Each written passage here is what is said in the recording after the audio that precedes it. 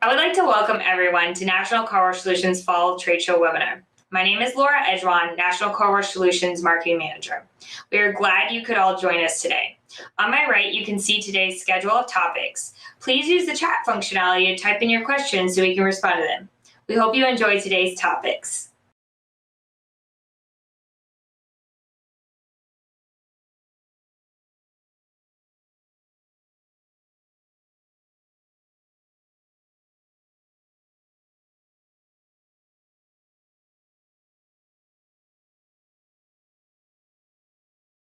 Well, thank you everyone for joining today's seminar on the importance of education and training at your car wash locations.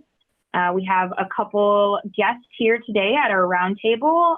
So we first have Justin. Justin, want to give us a quick introduction? Sure, yeah, thanks for having me. I'm Justin Salisbury, the COO of Breeze Through Car Wash.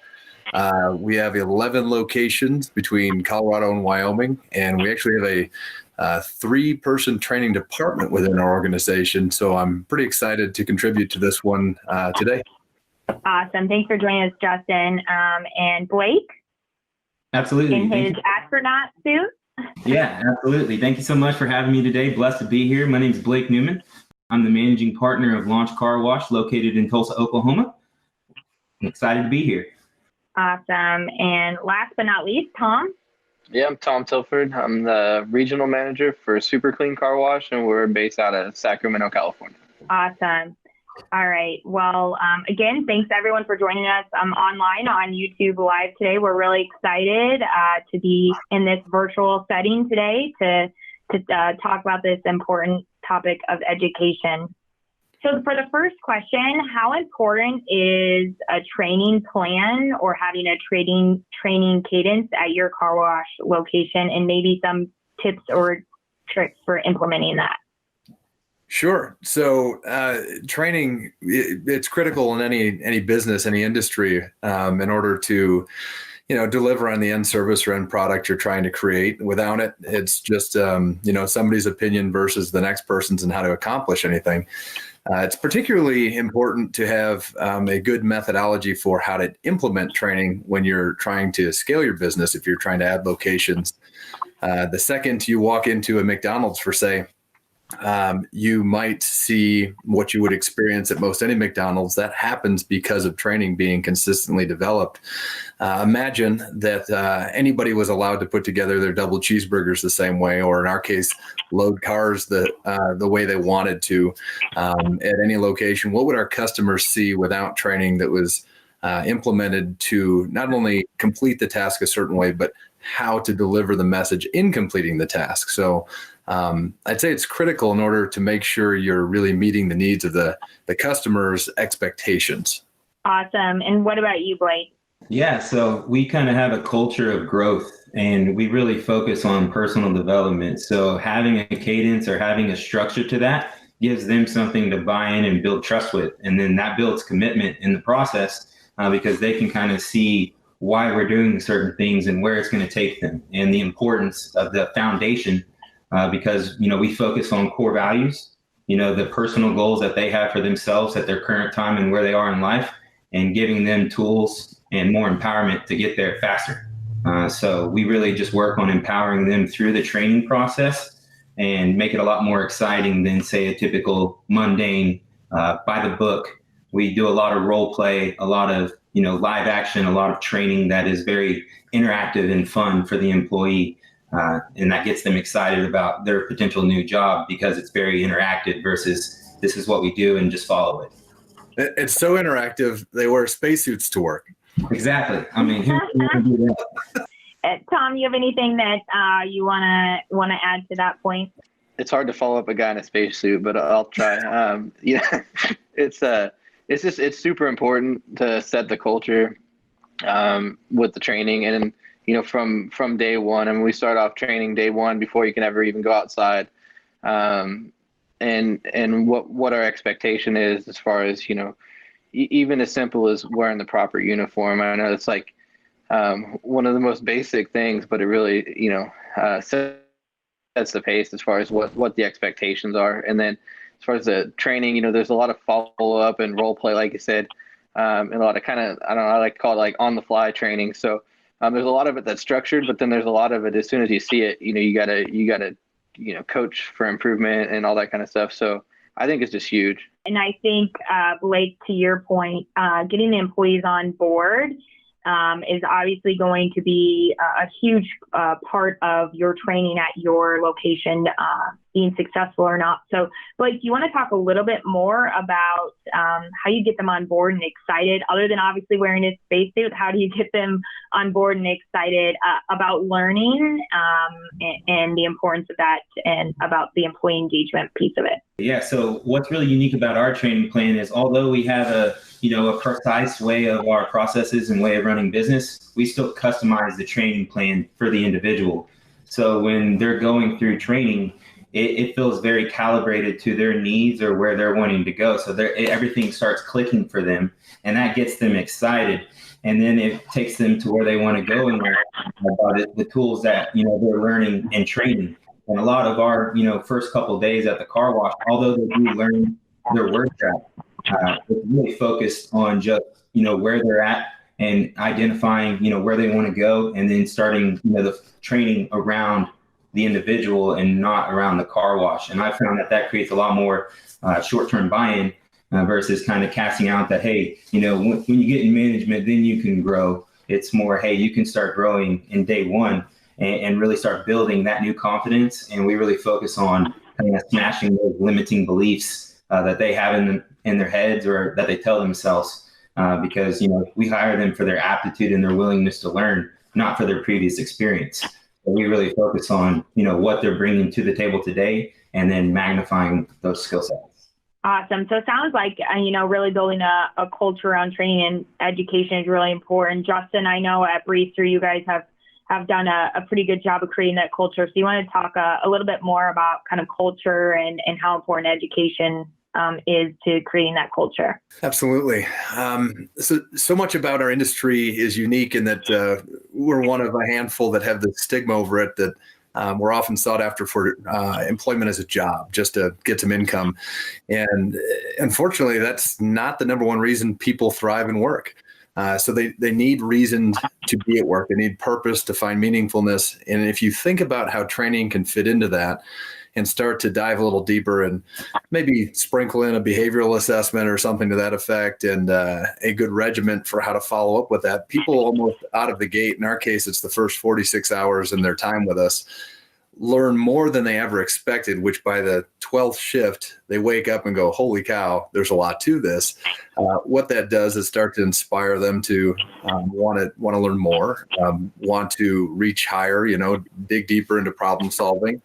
And the challenge you're faced with when you start to get the training to lock in so early is that there's an element of coaching that refines that training ongoing, but how do you then raise the bar from there? What training do you need to implement to get that to work well beyond the 12 shifts, which we've had in place? We're probably for about the first 3 months. I'm sorry, I said 3 months. 3 years. 3 years. We have training mapped out pretty well in our organization, so we know how to keep people engaged for quite a while. And what that looks like culturally, training's part of how we can see our culture, but it's not all of it. You start to find people that understand when their teammate is not performing to the standard. They start to be able to identify where problems actually exist, and it takes emotion out of it. The things that become chaotic and disruptive in business tend to subside a little bit because now it's all focused on the expectation of the standard from whatever the task might be at hand. So it helps, how would I say this? It helps really strengthen the structure of the culture. I know that sounds like big business words of but it's not. It gives it the backbone to build around. Awesome. Thanks, Justin. And Tom, do you want to talk a little bit about how safety and training go hand in hand and just the importance of kind of training your employees so that they aren't injured and that they stay safe on the job? Yeah, I think right off the bat, that's got to be important. And as far as safety training goes, there's so much to it. I mean, safety meetings obviously are pretty important, and we do those very often. The structured meetings, the structured safety meetings, along with a lot of the we call them water cooler meetings. So we're stopping to really look at some items that could be safety related.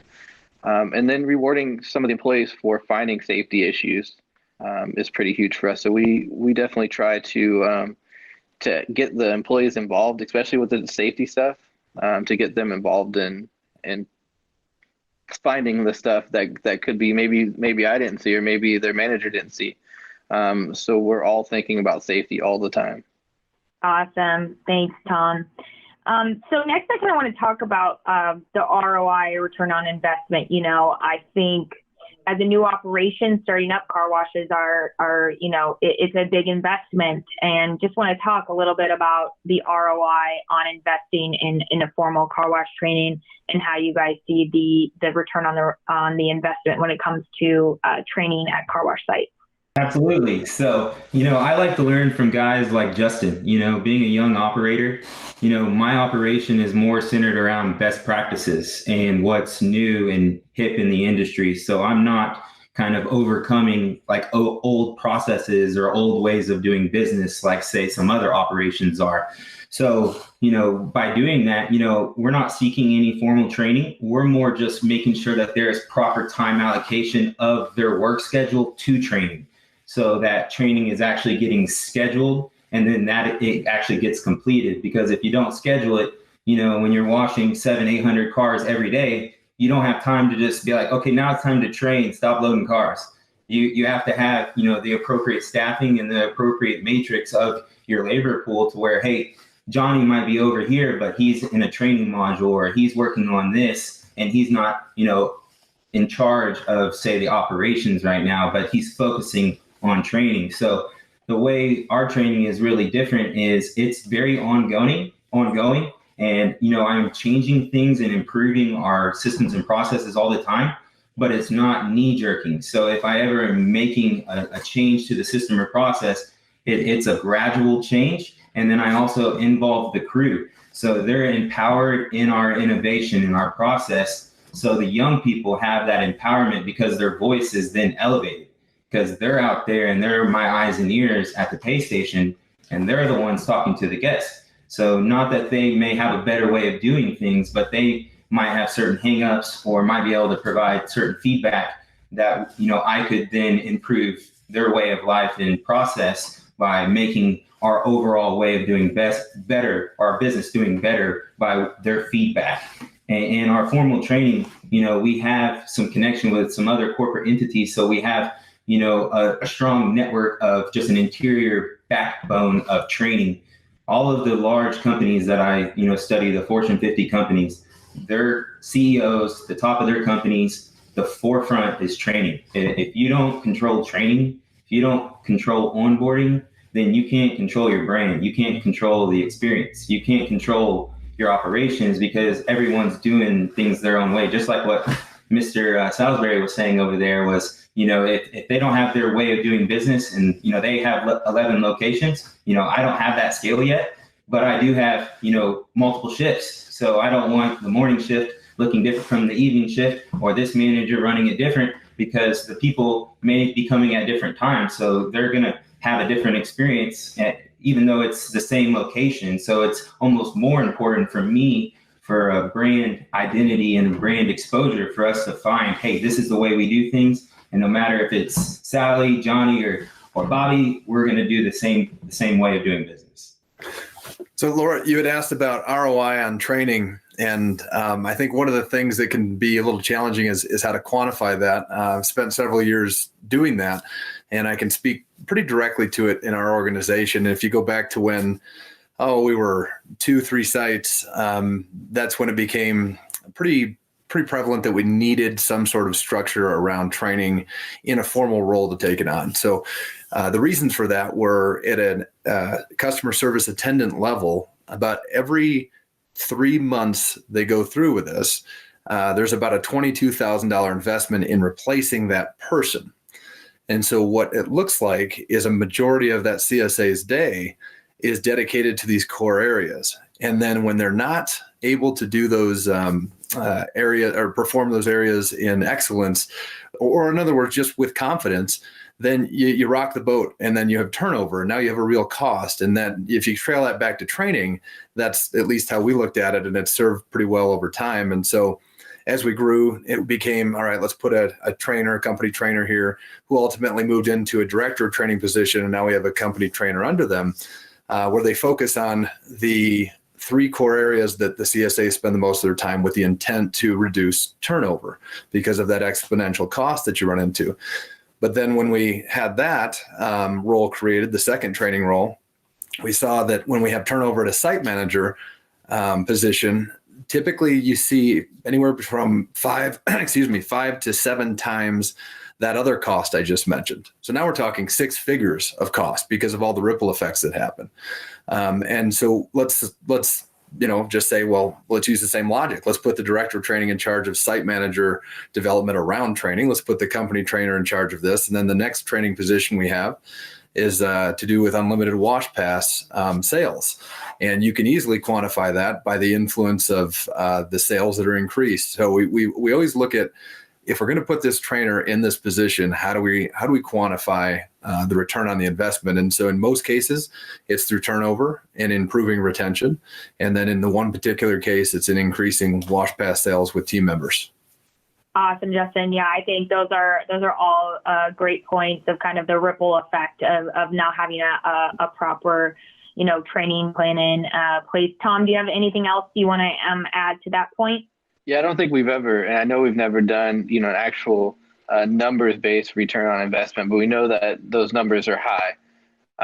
And knowing that, keeping the right employees is huge. And, a lot of, it's being so hard to really measure on a dollar amount. I'm sure, Justin and them, they put in a ton of work to find those dollar amounts, but the one thing we do know is those numbers are huge. And whether it's, like I said, training for unlimited passes and having that confidence with the CSAs to be able to sell those, you're making a huge amount of money. So if you don't have that in place, obviously you're probably not making what you should be making. And then the other side of that is, if you're not training for something, say like, safety, then it could be costing you a lot of money, unfortunately, with either, damage to a vehicle or somebody's injury. So the one thing we do know is that training is super important. That return on investment is super high.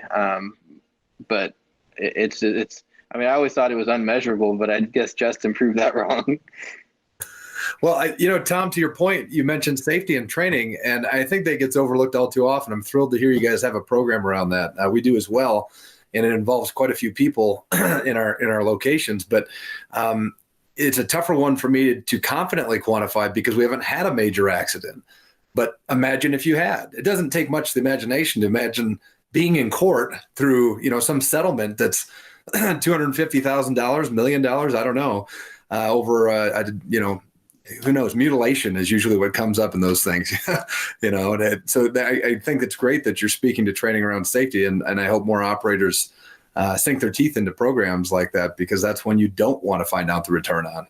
Absolutely. And I also found that, if they don't have previous experience, addressing safety at the start could reduce the fear of the unknowns in the environment. And then you also have like little children, car wash children is the way I kind of view them. So you have to be, mindful of their safety, because they don't know the gates come down and hit you in the head, or they don't know that if you go stand in front of a wrap, it's not going to stop. Things like that, to where just identifying, hey, this is a foreign environment, but I'm going to give you some key things that are going to make sure that you have a safe day here. And addressing those from the beginning, I feel like just makes them kind of build that trust off the start.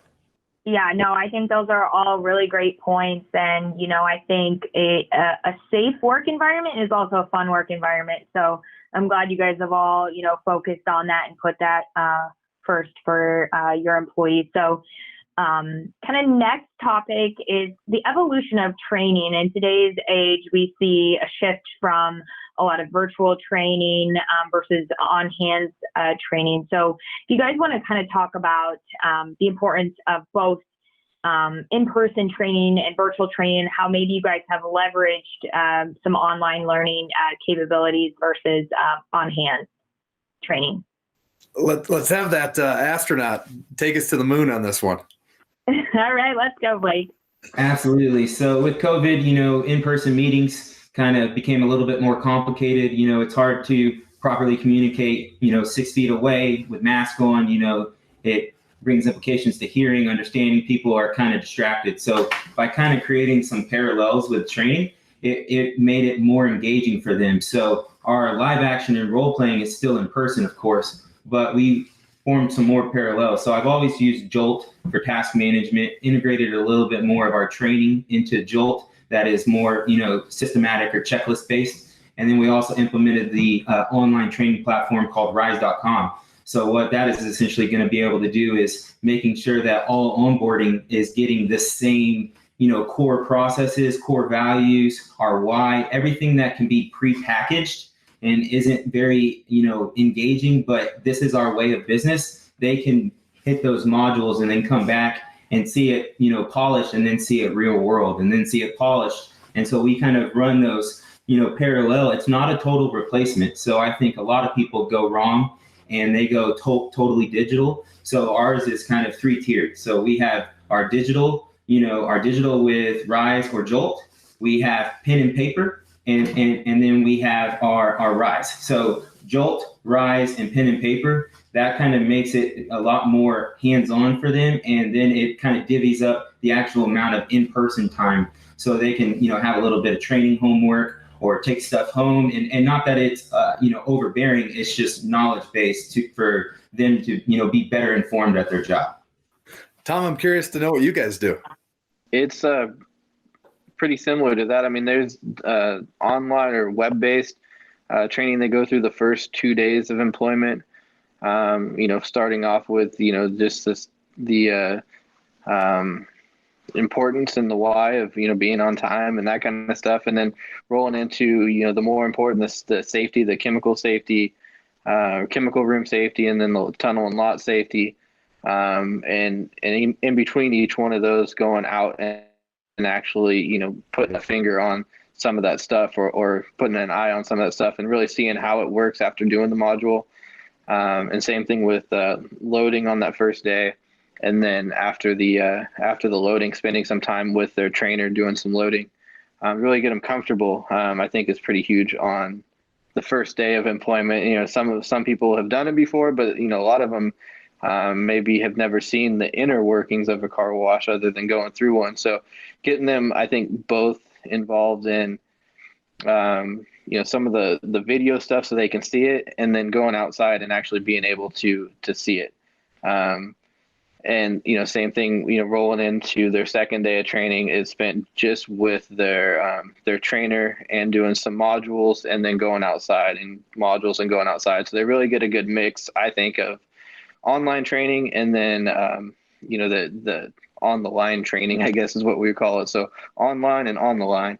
And I think that's pretty key for all the new employees. And then, like I said, it's followed up. I mean, it's scheduled 15, 30, 45, 90 days out to follow up on the training, just kind of see how they're doing and where they're at. And then continued learning from there is scheduled out as well. So we try to mix it up. But as far as, with COVID coming in, it really solidified that we need to have more than just in-person training. We needed to have a little bit more for them to be engaged. And the other thing kind of figured out too was it was a lot more engaging for some of the younger talent that we were bringing on, for them to be able to log onto a computer instead of doing the pen and paper stuff or just reading a manual.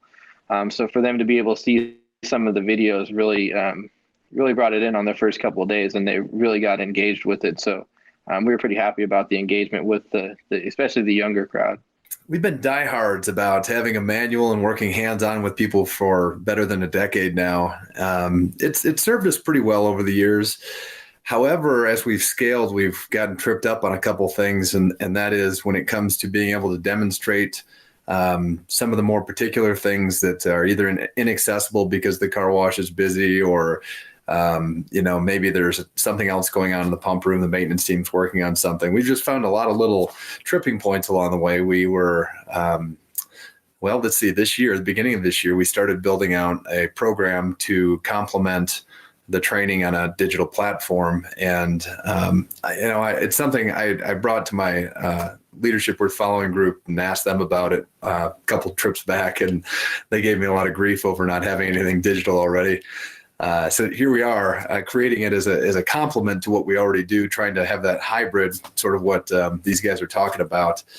I don't see us ever going fully digital, to echo Blake's statement. I don't think there's a good place for that, to be honest. You lose a lot of the human-to-human connection, and until there's no people working at the car wash, I think there's just not really going to be a place to be all virtual, all digital, all distant, ongoing. There's a need to complement the hands-on training with it, but we'll see what the future has in store for us. I like where things are at currently. Yeah, no, I think you guys all had really good points on that. I think, and to Tom's point, engaging, the younger generations, they're all used to screen learning and not in-person learning. So, I think it's important to have both. So, yeah, exactly, right? Multiple screens being engaged at one time. One of the things I want to point out, though, they are, and I think that the fail point, though, is when we accommodate that too much, because now you're enabling an issue as opposed to pushing them outside their comfort zone to build their confidence to actually work with people. Right now we're on screens ourselves. I mean, but I think we could be doing this at a table too, and I know everybody in this world needs that ability to, communicate with people face to face. So while it is important, I think you need to recognize the needs to still push people outside their comfort zone to work with human beings. Yeah, and I really believe in the power of pen and paper. What gets written down gets measured and gets, accomplished. if it's all just up in the air, if they're just typing on an iPad the whole time and not actually making some tallies or check marking some stuff or signatures, there might not be as much attachment to the task at hand, and it may feel more like, to go through the motions versus take that ownership because they're putting their pin to that event. That's so cool. You said that, Blake. In this digital platform I referenced that we're building out, one of the things I was adamant about, we have signature sign-offs for the task, and it's different than checking a box because, like an artist, you've completed it. Your name doesn't go on the painting until it's done.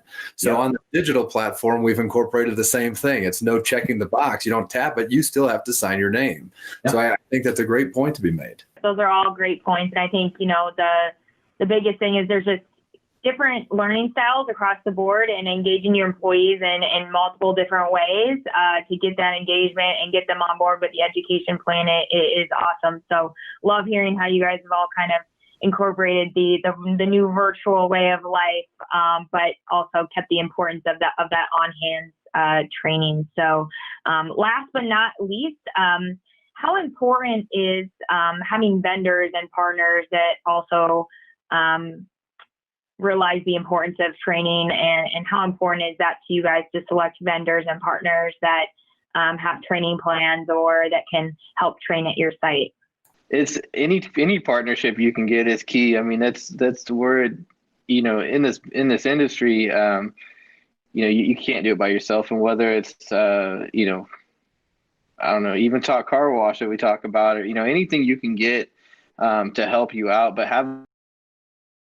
So, before I opened this Express, 15 months ago, I had self-serve experience. So without having formal training from NCS, I went to College of Clean. I had some very important training and hands-on things that, gave me the ability to touch my dreams a little bit, be with operators and have hands-on experience before my car wash was built. So, I went and traveled. I visited over 1,000 car washes in 2 years. But the true education comes from my daily engagement on Talk Car Wash. So, we have over 12,000 people now that are a part of our platform, and pretty much anything you want to know or learn from, you can get connected to any of those people at any time. So it's a huge resource that the industry has never had in its magnitude, and it has connected all of us to where we can all train and learn with each other versus all on our independent journey. So we're able to learn from people like Justin, like Tom, versus just knowing what we know. It's connecting everybody. And that's what I love,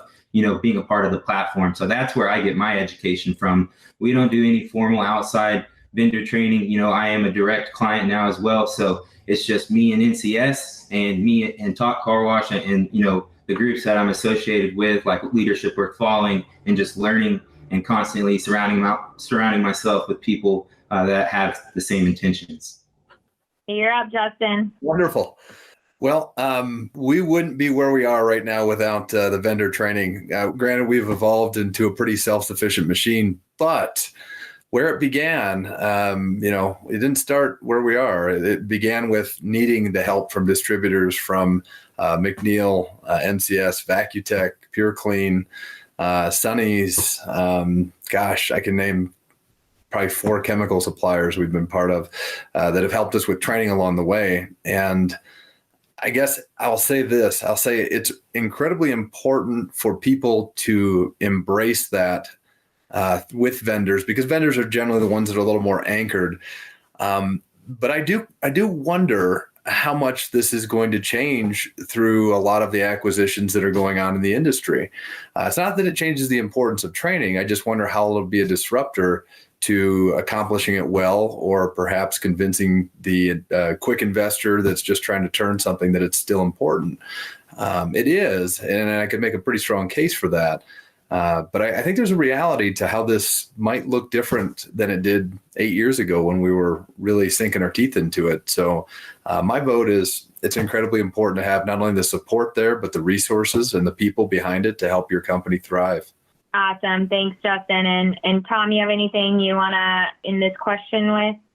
No, I think those guys covered it pretty well, but any help you can get, like they're saying, is pretty important, whether it's Talk Car Wash, I encourage all my management staff and everybody to keep an eye on that. There might be something that they've been looking for the answer for that they didn't quite even know they needed. So that kind of stuff's important. And then for us, we're pretty dedicated to learning and training, and we're not self-sufficient yet, and we're still only a couple years in, but right now we're utilizing all that. So any vendor help we can get, we're going to continue to send our team to whether it's NCS and or any learning, even if it's just a more generic business management class.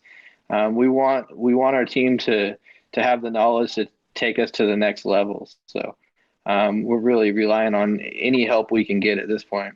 Yeah, awesome. And, I love how you guys all kind of mentioned the community aspect of training and how, I think car washing is very unique in that we kind of all want each other to succeed, and the importance of that community. And, Blake with starting Talk Car Wash and all the other, leaders worth following that, Justin has been involved with. So, there's just so many resources out there for everyone. I want to thank our contributors today, Blake, Justin, and Tom, and appreciate your guys' time. And thanks, everyone, for joining us here on YouTube Live. Thanks, everyone.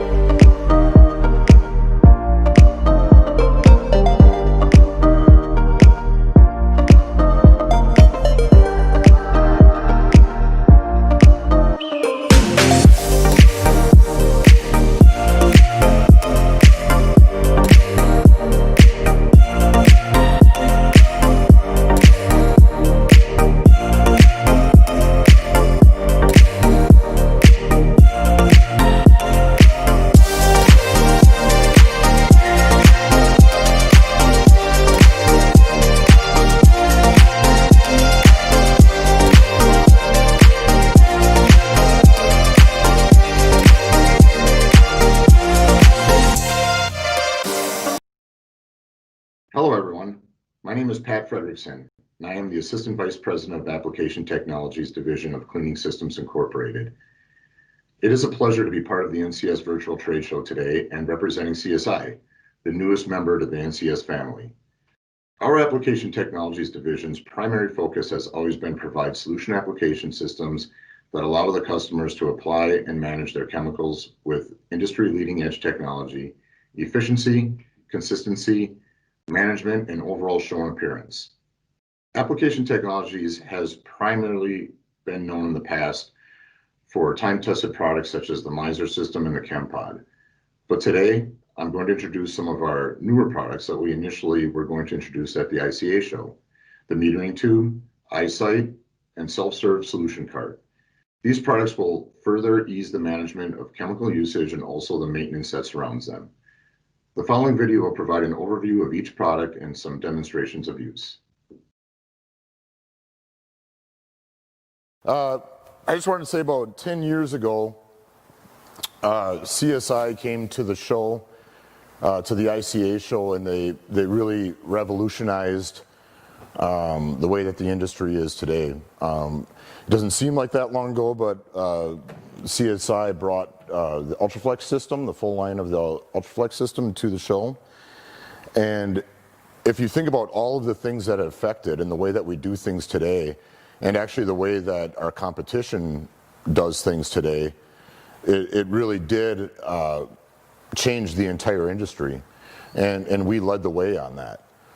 When we brought the ultra concentrated line, we were able to go from using many ounces. Of course, now the industry standard is to just use like mils per car. And, you know, which is just, it's literally just, it changes your application and your dilution ratios, like, you know, just to change your ratios by sometimes hundreds is just literally drops out of your reservoir, out of your container. With that, we knew, of course, that a lot of people were going to copy us and everything else, and it took about a couple years before we started seeing everybody else coming to the show with it. And the entire face of the industry changed. And even though cost per car existed, things like cost per car existed for like when you were dealing with competition, or you were looking at of getting certain accounts in our field. We talked about it, CSI talked about it for a long time, but once the ultra concentrated line came and other people started talking about it and started using the same thing, it really changed it to now almost everywhere you go, and anybody that has an ultra concentrated product, like the buzzword in our industry is cost per car. And we know now that with the conventional methods to apply it, when you're just talking about using milliliters per car to get your costs down, conventional methods just don't apply as well anymore. When we're really, when the industry is demanding that we're getting more and more accurate, we had to come up with a more accurate system. Of course, downstream injection is a great way to go with the Miser system. Excellent way to go. You know, you're going to be consistent, and first to really make all of your changes and everything, the first thing that has to happen is you have to become consistent. So dealing with old methods, like, you know, using your hydrogen tanks, or of course, you know, dosatrons and stuff like that, you just don't have the adjustability, the consistency, or anything like that that you're looking for in your washes. So that works, but even with the downstream injection system, you're forced to use tips on the injectors. And again, when you're just talking about the variances that you're trying to get your cost per car down and still have a great show out in the tunnel or out in your wash, it might be too big of a jump to go from different colored tips out of your ultra lean tips or else your regular tips. So going from one color to the next, it may be too big of a leap. And everybody's gotten like really creative because everybody's been trying to deal with, you know, everybody's getting used to ultra concentrated products now. So people are, of course, getting creative. They're double tipping. They're doing all this other stuff, which, you know, can work, but it's just a little bit more difficult to be fine-tuning it to really where you want it to go. Another thing is, with that, when you're using ultra-lean tips, you know, somebody could have a container and it could get contaminated, for example. They could have outside sources, contaminants try to get into it and everything else, which also could clog these ultra-lean tips.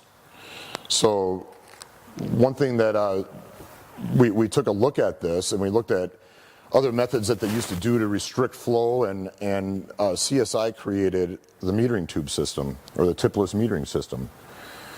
And basically we have a few different lines, and we're restricting the flow depending on the length of the line.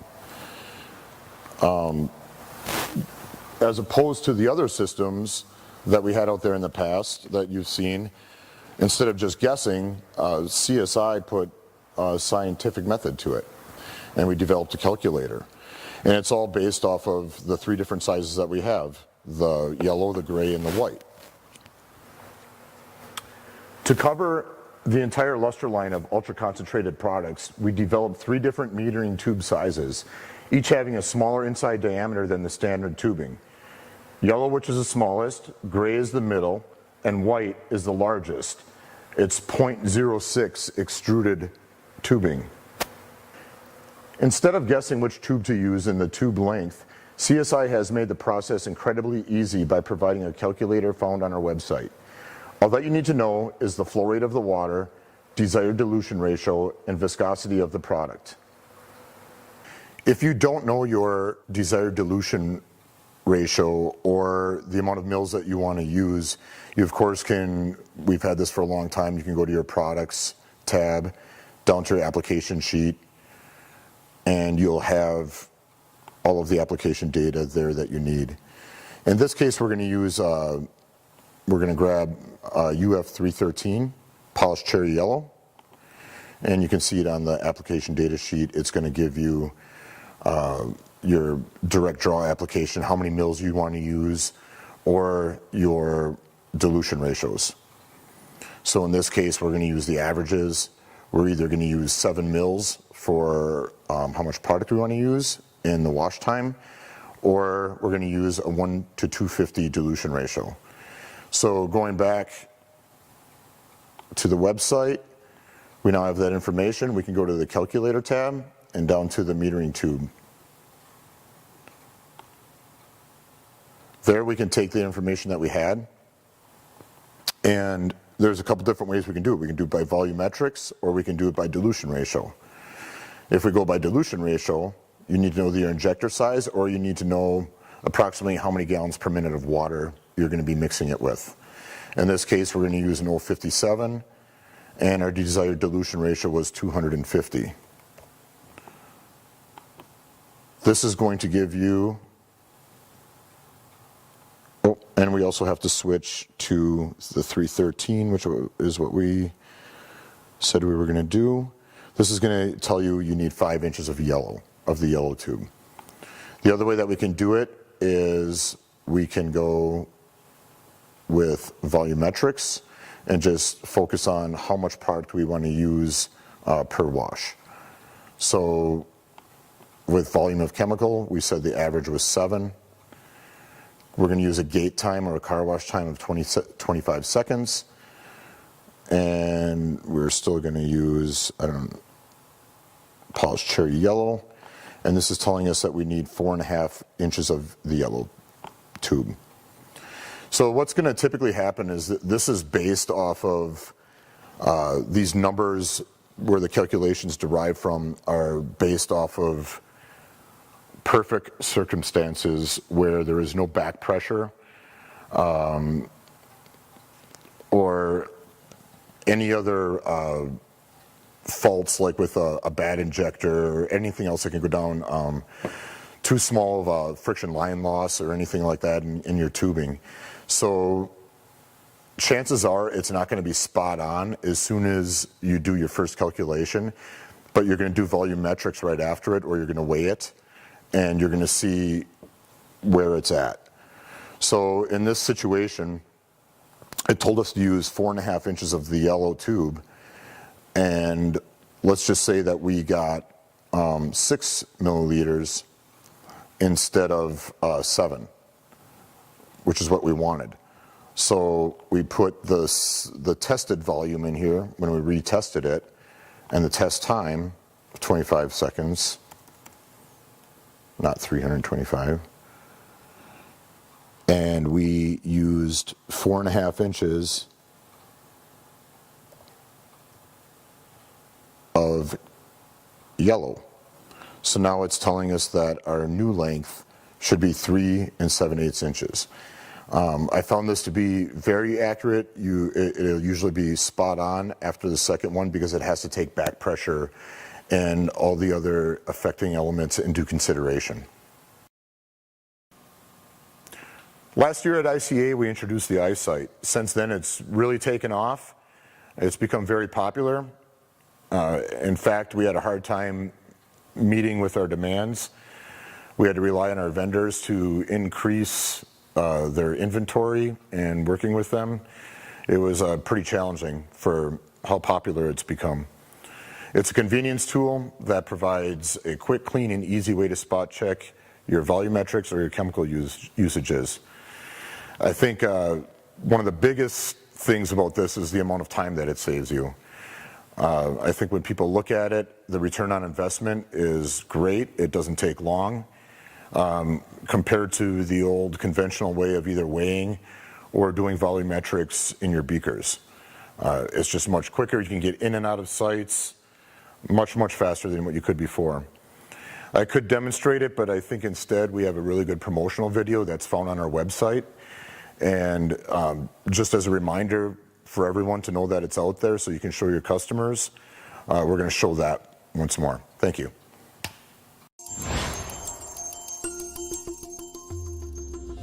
The continual pursuit of excellence has led CSI to provide the greatest value to its customers by driving innovation in chemistry, how it is applied, and how it is monitored. Realizing that managing chemical cost is crucial to car washes today, CSI has developed its latest innovation to remove the messy and time-consuming process of using a graduated cylinder to obtain the amount of chemical being used. CSI introduces the new patented iSight metering tube. iSight provides a quick and easy way to determine the usage of product for each chemical application, with minimal effort and without a chance for mistakes. Simply set the chemical level at 0 by covering the vent hole with your thumb and squeezing the pump to draw up the chemical. Once the liquid level reaches 0, simply remove your thumb and release the pump. You are now ready to run cars through the wash to quickly and accurately determine your average cost per car.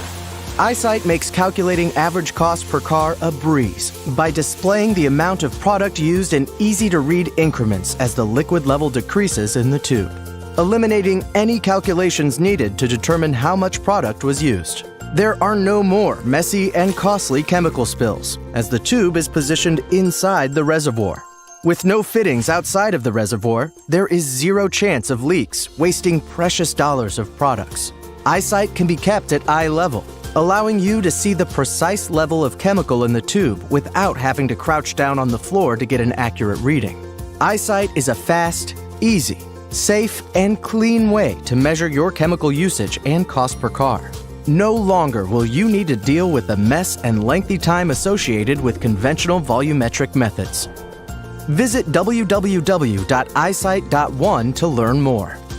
Working together with our customers and our partners to create a better washing experience.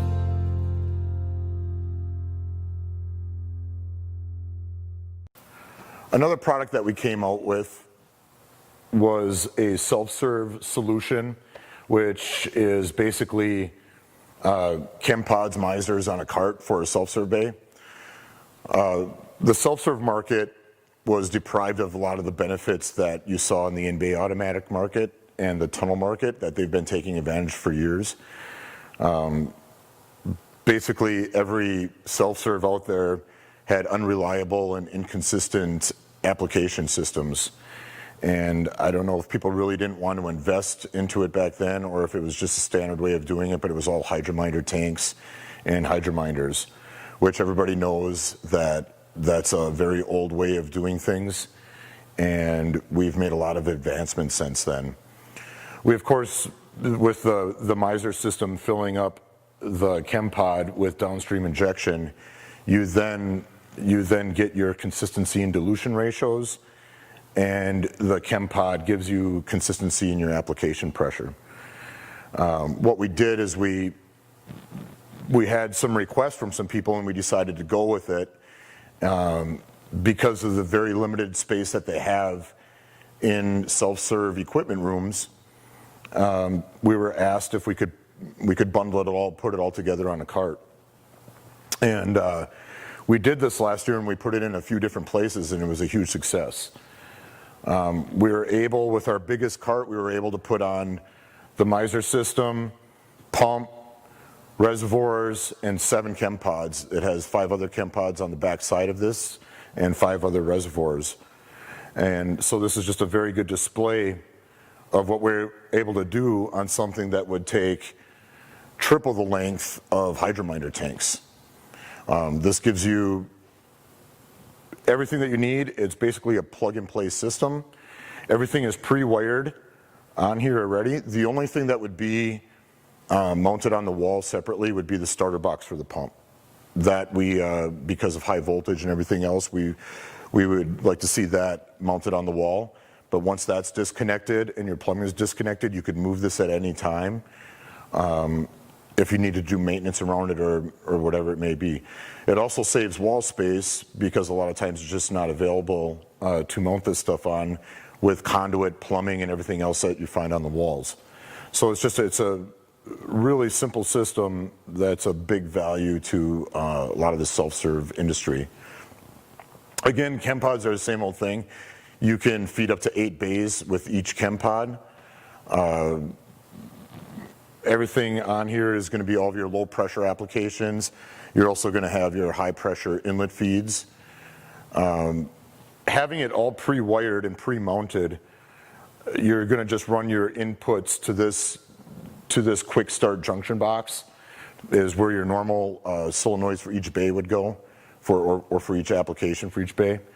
And that's just going to turn on the Miser with all of its effects. But it's estimated that with this, instead of mounting it to the wall in the old-fashioned way, that you're easily saving over 16 man-hours of labor. So that in itself typically pays for the cart alone, for the extra cost of the cart. We also we were able to take this and we're able to do different things with the cart as well for tunnel applications. So you can do different configurations with this cart.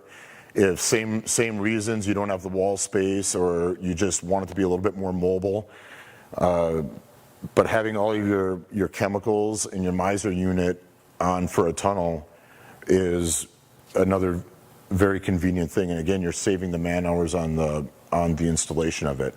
So it really does pay for itself. At this time, I would like to welcome and introduce my colleague, Anthony Shiflett, who is an AVP in our Luster division of the Eastern region. Anthony has been using WashKey with many of his customers and has become our expert in training owners, operators, distribution teams, and other partnerships on how to manage their chemicals, inventory levels, wash equipment, maintenance, and much more with the WashKey software. Take it away, Anthony. Thanks, Pat. Appreciate it, bud. WashKey.com.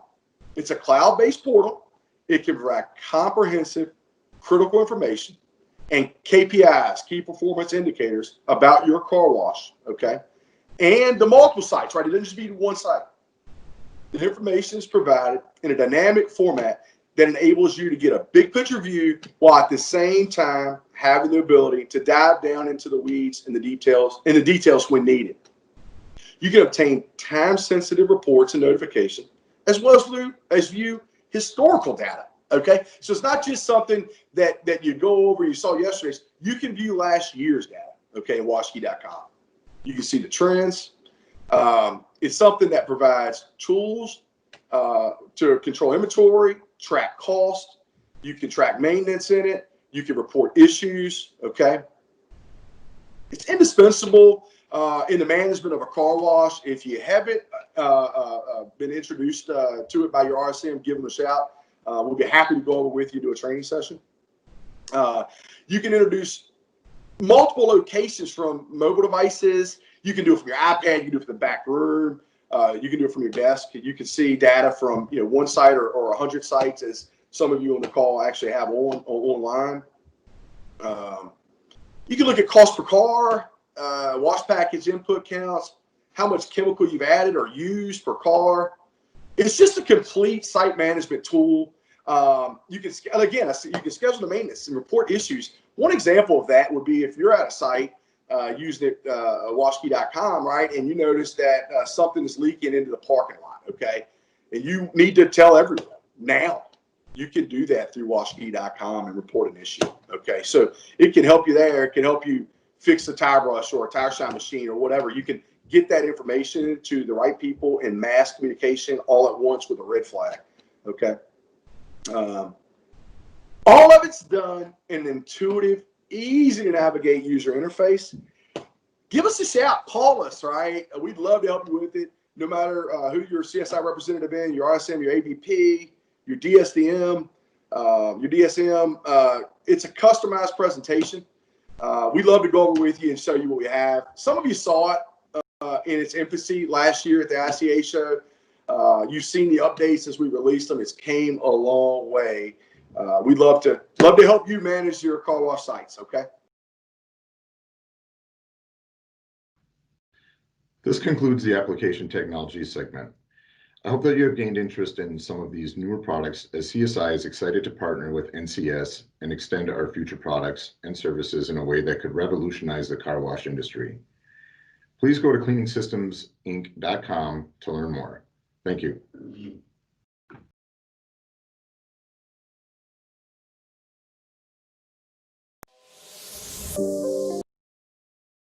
Hello, everyone. My name is Pat Fredrickson, and I am the Assistant Vice President of Application Technologies Division of Cleaning Systems Incorporated. It is a pleasure to be part of the NCS Virtual Trade Show today and represent.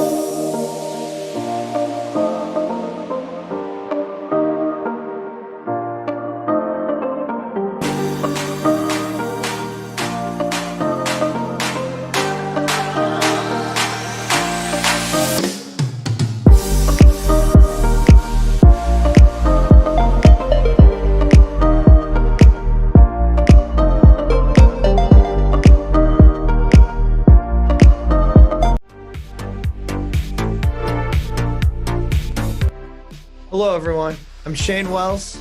And I'm Pat DePrisco. We got some great news this week. We've had over 500 people join the Educational Series platform, with several thousand webinars taken in. We've got 19 different webinars posted up, and there's really a race for the one with the most views. It's currently neck and neck.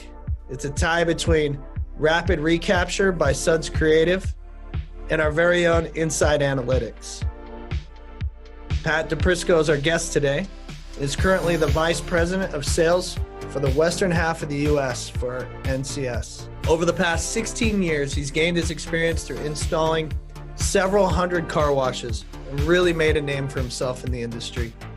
He began as an entrepreneur on the distribution side, and after growing the company to one of the largest in the country, he became a family member of NCS. We are excited to bring convenience store operators the opportunity to change their perspective on car washes.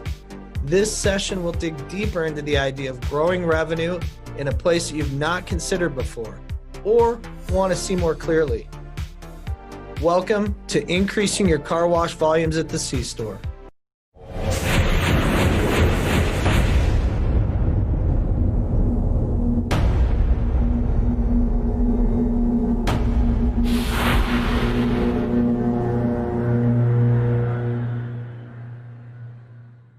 We've seen convenience stores under pressure for margins for a while, but during this coronavirus epidemic, there has been even more pressure.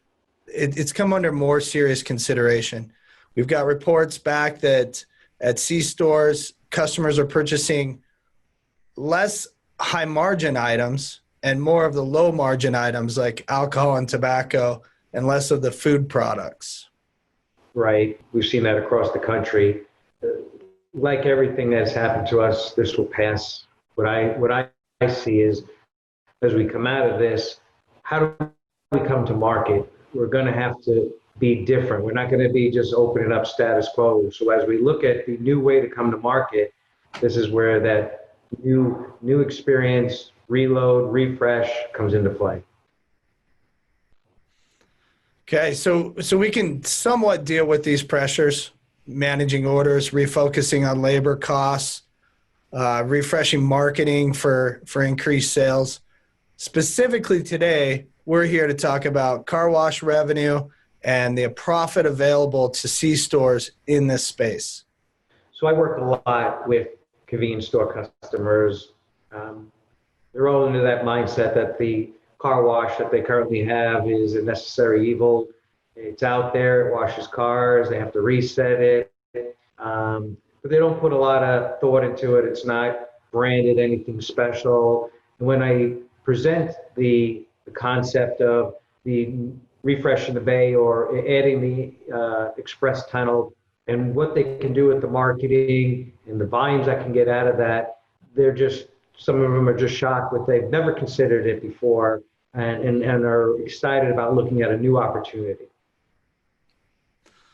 So when you say they're excited about or consider it, specifically, we are talking about pulling out an older, dilapidated automatic and replacing it with a small version of an express tunnel. Correct. We're looking at the standalone car wash, the express sites specifically. They have changed. The customer's expectation of a wash over the last decade has gone from just wash my car to now I want clean, shiny, dry. I want some of the bells and whistles and the theatrics that go into that. If you see these standalone expresses, they're very much over the top. As we look at the express tunnel in a C-store space, we're allowed to offer the customer a faster experience and push more cars through the C-store than it currently has with the existing rollover based. Overall, this helps bring more volume to the C-store to help with growing C-store sales, fuel sales, and most importantly, revenue through increased volume and increased ticket price. So I know we'll get into this more in detail, but just real quick, what are some of the real world numbers that you can put the DePrisco stamp on for volume expectations? We've seen numbers on the high side, sites that were doing well, washing 3,000, 4,000, 5,000 cars already, jump to wash 170,000 cars. So that means that they're washing 14,000 cars a month. So you're looking at 3 times the volume of a site that I would say is an A-plus performer anywhere in the country. What we're looking to target is that 10,000 cars a month or 100 to 120,000 cars a year. So you're saying there's peak performers and then there's your typical high performers. That's huge. So when you consider the higher ticket average, talk about that coupled with the volume. So when we look at that, we have an average rollover if it's doing $7, $8 for its blended average. When we reload that site and bring on an express exterior model, we end up finding that not only do we wash more cars, but we're able to drive a higher ticket price through that store through different marketing campaigns, different applications that the standard rollover can't perform. So what we see is a $2, sometimes $3 ticket gain on top of that increased revenue stream that they get. Wow. So this really amplifies the return on investment. You've got increased volumes as well as increased ticket average. So you multiply those. That's amazing. So this is why we're bringing out this information to C-store operators, or bringing it to them again if they've already heard it. It's a proven model of success. You've done it repeatedly. And we're really looking at raising the revenue per square foot of the entire site, rather than just thinking about the revenue per square foot inside the C-store. So now we understand the why, the return on investment. And we have an overview of things. So let's get specific. I want to ask you, throughout this, questions on targeting in on which sites would be good for this. Now we understand the why, and we've got an overview of things. Let's get specific. I want to ask a few questions, targeting in on what makes a site work in this scenario. What are the difficulties of remodeling, challenges? What changes do the store manager need to consider for operations? Some explanation of the equipment, and how do you market this car wash as a C-store? And then finally, dig into the return on investment, dig into the math, and really see the breakdown on this. So before I start in on planning, I want to quickly cover the differences between the wash types, have you walk through the benefits of each. Up on the screen, I have the Radius Touchless Automatic, Soft Gloss Max Touch, the 3-brush, and an Express Wash. So just talk about the different classes there. What you have is a touchless wash, chemical and water. It's good for a maintenance wash. As we get into the friction types, whether it's the 5-brush or the 3-brush, they're both designed for a friction wash. Can offer different types of waxes, some tire cleaning, high pressure application. The 3-brush offers a touchless wash or a friction wash, so you have more of a combination wash. And then you have the Express model, which is your pull through the conveyor system. That's going to bring up the quickest wash and all the bells and whistles and packages to help increase that sale. When we're looking at these and talking about swapping out an automatic, what type of lift in sales can you see from taking an old tired automatic and putting in a fresh one with new marketing, lighting, those type of things? So when we reload an automatic, we're looking at about a 25% lift from the sales. So customers that gravitated to another wash but still like your C-store will come back because you have the shiny penny. So everybody wants to gravitate to see what's new. So the wash will bring that customer base back. It offers some of the bells and whistles that customers are looking for. You pick up a little bit of speed, so you can increase your volume through. You get retention of customers that were on the bubble. But normally when we reload an automatic of any type, we see about a 25% increase in its volume. So translating that, if I've got an old tired automatic doing 10,000 cars a year with 70,000 in revenue, I could reasonably expect to go to 12,500 cars a year at 85 to 90,000 in revenue. Correct. Customers will tend to gravitate to the newest product out there in the marketplace. The wash will produce a clean, dry, shiny car, so it will satisfy all those buckets. The nice piece about this is it brings those customers, as we talked earlier, back onto the site, back into the C-store, back to fueling again. So even though we replaced a rollover with an existing rollover. We added some of the marketing enhancements that the new equipment can do. We've hit all the buckets, and we brought our existing customer base and solidified that. We also brought another 25% new customers that weren't either coming to your site or using your wash back into the fold. So you have that market share that you gained. Nice.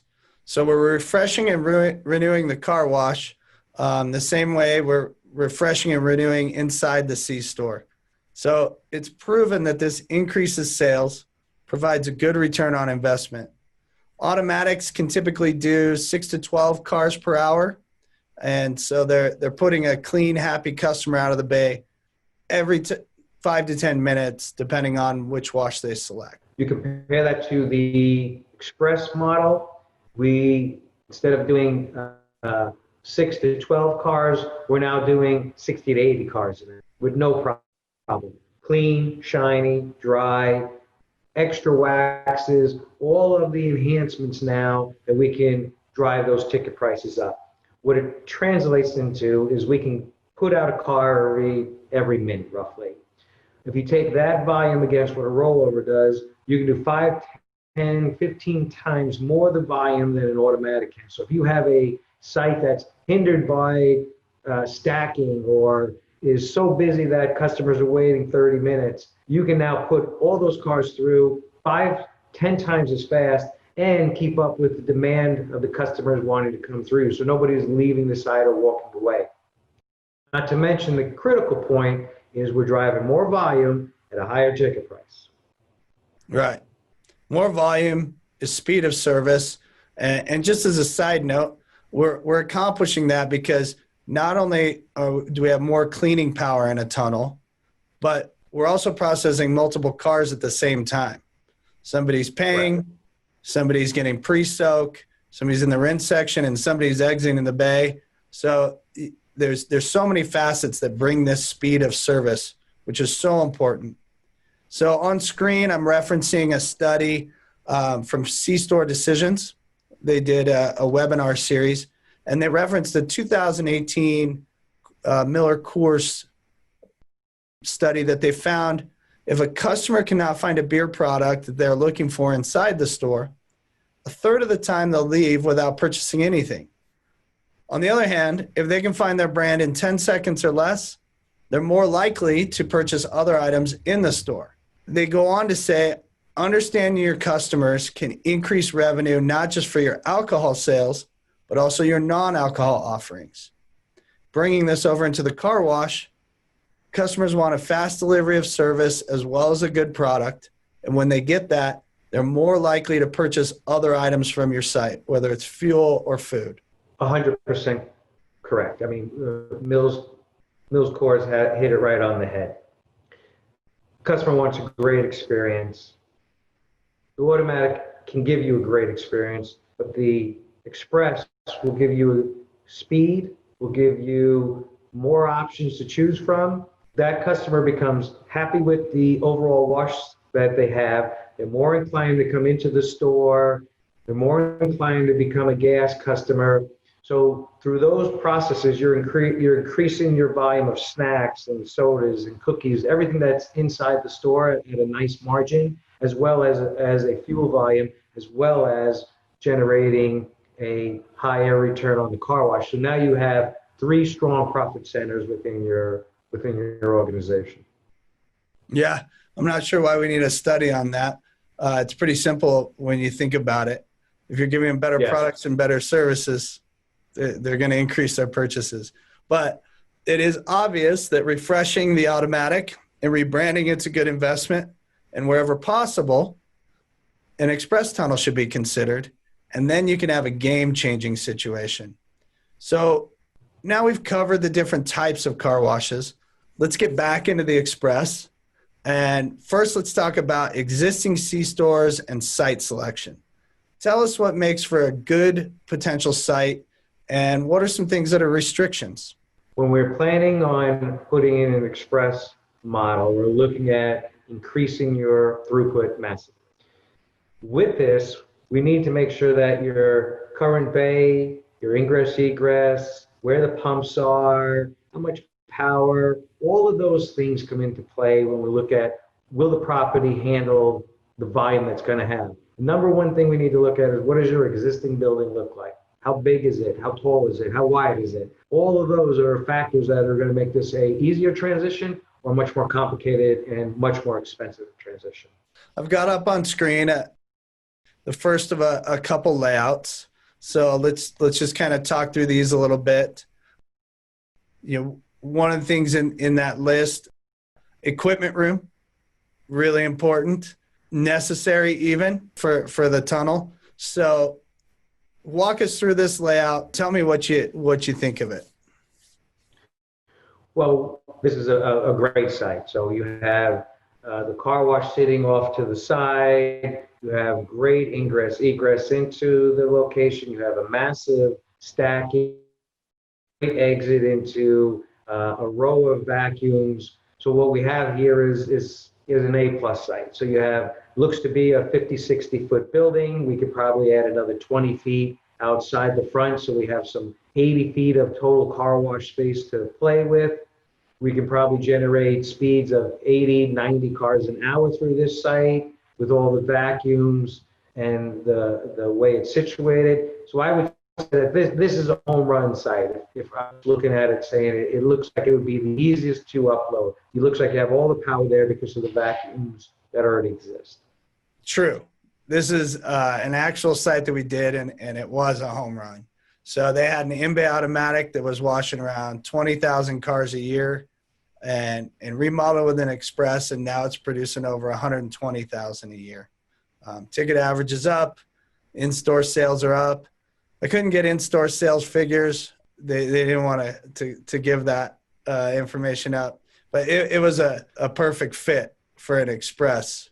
So now let's put up one that may not be as ideal. Let's talk about the second location here. What do you see in it? So here we have a little bit more difficult of a situation. So we have a building that doesn't allow a lot of stacking. It doesn't allow for any of the conveyor to stick outside of it. It won't allow for any vacuums. If the car wash gets busy, we're going to potentially back itself into the street, block an entrance, or we're going to block the back corner of the pumping. The bay looks small. It has a very small back room. So when I look at this, and if we take in constraints, bay length, stacking, turn radiuses, is there room for vacuums? What does the ingress egress look like? I would say that based on where the car wash is, that potentially we have to bring power across the gas pumps, that I would say that this is going to be a very expensive construction cost. And even after it's all said and done, I don't know if the site would vet out the returns that we're looking to get out of a express tunnel. So you're not only just looking at the sensitivities to the bay, but you're also looking at sensitivities to the site. You brought up blocking pumps with car wash stacking it. So we have to have a holistic approach to this. Now, all of these considerations that you just laid out, good and bad, would they convey directly over to new construction, just like a remodel? So the new construction is a lot easier. And to your question, yes. So when we're looking at new construction, we're kind of in a design stage with the owner and the architect, and we're kind of saying, all right, we need this size building, we need this much power, we need the site away from the ingress egress. So we have a little bit more flexibility to build what we're looking for. So when we're talking about a site that has the potential to wash 100, 120,000 cars or 10,000 cars a month, the sheer volume of that has to be logistically handled. So on a new build, very easy. Okay. So we've seen some large convenience store chains moving to the express model in the past few years with new stores and with some remodels. Real market leaders, 7-Eleven, EG Group, Spinks. What do they know? What do you know? What do you see with the large chains? So large chains are moving in that direction where it makes sense.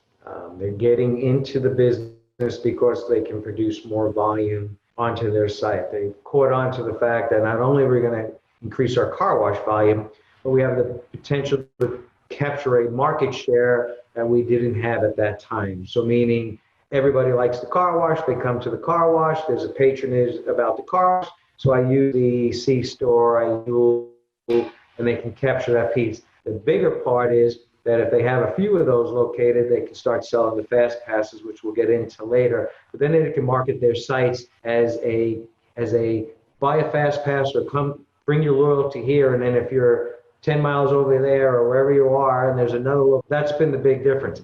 That piece is what's driven the smaller groups or some of the larger MSOs to start thinking about, this is the wave of the future. This is what we have to get into. So if we have the space and we have the ability to do it, we need to talk and have those conversations. So we see those market leaders, they've identified the trend, they're moving that direction. But this is something that we've done for years with multi-site operators, even individual operators. It's well within their grasp, and they can produce the same kind of numbers out of their sites as these multi-site. Correct. It's a game changer. So since it's a game changer, it has to come with some challenges. Tell us about some of the things you've run into over the years. You put in so many that were surprises or maybe expected and just par for course. Yeah. I wish there wasn't so many surprises, but when we first started, there were a lot of surprises. So, and we learned through all this, and it helped build the process as we go. But when we first started doing them, we need to upgrade a transformer. The transformer sits usually in the front of the property. We need to bring it to the back room, which sits across the property. That's no big deal. We start digging, and lo and behold, there's the gas line. And then the city comes in and says, oh, you got to encase that in concrete. Oh, so that costs $35,000, $40,000 to encase it in concrete and a week worth of permitting. Or you decide that you're going to put the car wash in, and you don't realize that the C-Star is the only backflow preventer. So when you put the car wash in and you start washing this massive amount of cars, well, it sucks all the water through the line. And then the C-Store can't make ice, so it can't sell sodas, or the toilets don't flush. So these are all of the obstacles that can happen along the way. You buy an existing store, you don't get an as-built, or you can't find the as-built, God only knows what you're going to find down there. So it could add costs, and you have to be prepared for those dynamic changes as they come up. Our job is to help mitigate that and make it as small as possible. Right. So we're part of the process. We've stubbed our toes in the past. We bring all that knowledge to the table. So having contingency money set aside for construction, those are all part of what we bring to the table. What else can the customer expect from NCS as their equipment provider through the planning, design, construction, and startup even? So if you look at us as more than the equipment provider, which we already have a partnership with you on the rollover side, the equipment's easy, so we'll take it off the table. The real piece is, do we do the financials? Have we analyzed the site? Does it make sense to move forward? And if it does, and look at, they have the car counts thing, we make sure that we can do a financial analysis, make sure that you can support the volume and the cost of this job. So after that, we get into equipment drawings. What is the project going to look like? We help you with the bid process. We help you with the permitting, work with you with the inspections, help you pick out your subs to make sure that we get a good, smooth project. Installation, fire up, that's all easy on our side. And that's where the magic starts. It's day one when we turn over the car wash is really where our partnerships begins. How do we help you market it? How do we make sure that we're driving enough customers into it? That's the win-win piece. We're not here just to sell you equipment and move away. We're here for the long-term relationship that gets built. Yeah, it's a very symbiotic relationship. The more cars you wash, the better volume, the higher customer satisfaction, then the more opportunity we have for additional sales, whether it's premium products that you're selling to the customer on the car or doing another site. So that's challenges construction. What about challenges for operations? Sites doing these type of volumes, it really is going to be a new frame of mind for a lot of operators to think about attending them. So this isn't the build it, stick it in the corner, and let it run 24 hours a day operation by far. This is a manned operation. You can't leave it alone. You have to have some mechanical wherewithal. You want to be able to do some of your repairs yourself to keep the process moving. So, and it takes a mindset that you can't just have your manager and assistant manager in the C-store and then one guy at night. If you want to run the car wash, you have to have a dedicated person. The other big piece is, and we'll get into some of this in a little bit, you have to be prepared to try and market that. The C-store gashed one way and the car wash another, because now it is a full-blown profit-generating center. And if you're talking washing 10,000 cars at $11 average, you're talking a $1.2, $1.3 million revenue stream, far greater than the 50, 60, 70, 100,000 it was making before.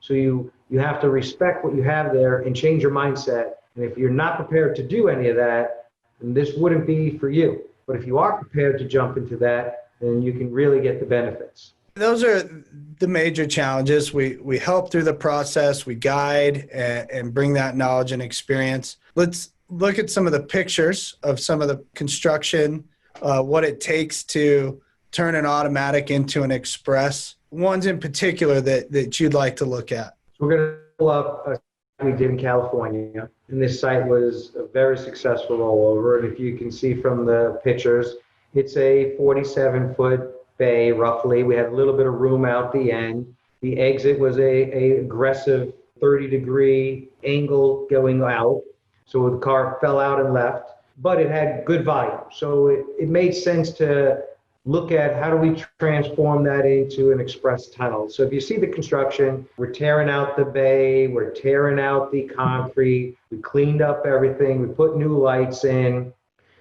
and we start with the basic concrete, which is critical to this, making sure that the water flows back into the sandal separators, making sure the steel is correct, making sure the floor is smooth so we have a nice transition for the car to go to. If we continue looking at some of the pictures, you get into what your back room is. So most stores have an 8-foot back room that's 20 or 30 feet deep with all of their records and extra soda cups and whatever that storage may be. That has to be pulled out. We need all the room, and you can see from this, we kept the existing back room. We took out one of the doors. We added some light to it, so we brightened it up, and all the equipment fit in there, except for the tanks. The tanks were extremely big. They didn't fit into the back room because of the height. So we found a room around the side of the building. We built a little enclosure, and we put the tanks in there. So there's a lot of ways to skin the cat as we look through this.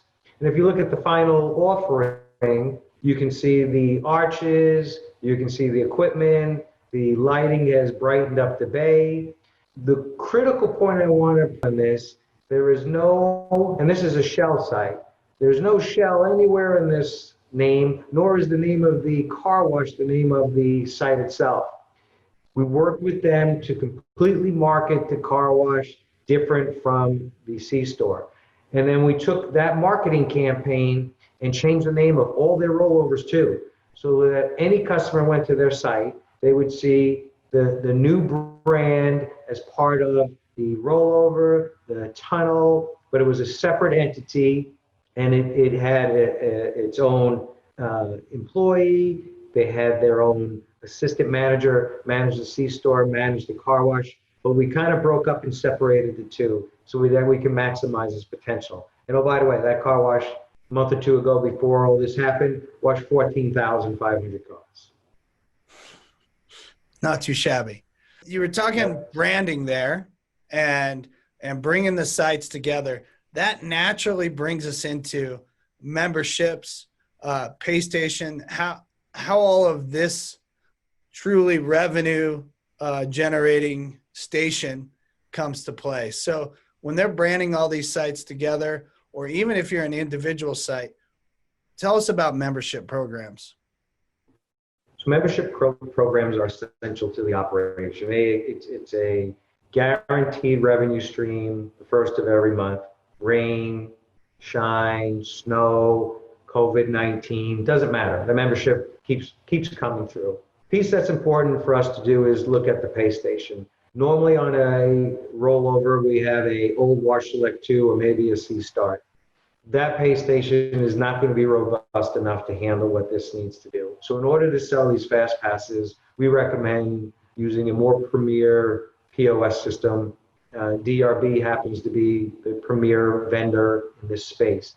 What that offers, and I'll bypass all of the other pieces except for this one critical point. The biggest bang for the buck is that in order to sell a fast pass, the customer has to decide he wants one, has to come into the store, has to give you his information. You have to input it on some third-party website. You have to then get a tag, go out to his car, physically put it in, and then he can recharge it. And if his credit card declines, you will never know that until you go back and recharge his card for the next month's service. With the DRB system, the customer pulls up, the DRB system says, would you like to buy a membership? Here's our options. You say yes. It says, would you like to use the credit card you just inserted? You say yes. It takes a picture of your license plate, and at that point, you're done. 60 seconds, no employee, no interaction. The machine will upgrade and upsell the customer for you.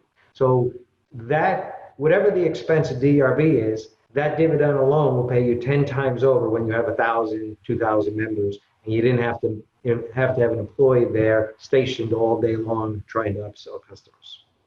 That's the biggest bang for the buck. You're making a huge investment in upgrading the site so you can produce volume. That's not the time to get skimpy on the pay station that controls the potential for the membership. I have one customer that owns 27 locations and has a lot of the tunnels with us, and I bring some customers to talk to him, and he made one statement, I'll bring it up. He said, this is the big boy league, and if you're not ready to spend the money to make the returns, then maybe this isn't the right decision for you. And it holds true. This is a big expense. Equipment, construction, time, training, your physical involvement, hiring employees. But when you're washing 10, 12, 14,000 cars, making 140, 150,000, and with an 80% return on investment for the profitability of that month, it's well worth the risk. Yeah, absolutely. So that's a perfect segue into breaking down the math and numbers on the return on investment. So you've got a few examples. Let's put the first one up. So we started with the slow site, 800 cars.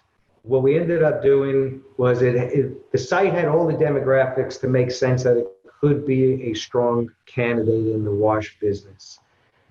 So when we went to look at doing the remodel, the customer decided to remodel most of his site. So that cost of construction was extremely high. It was $1 million and change just to do the construction.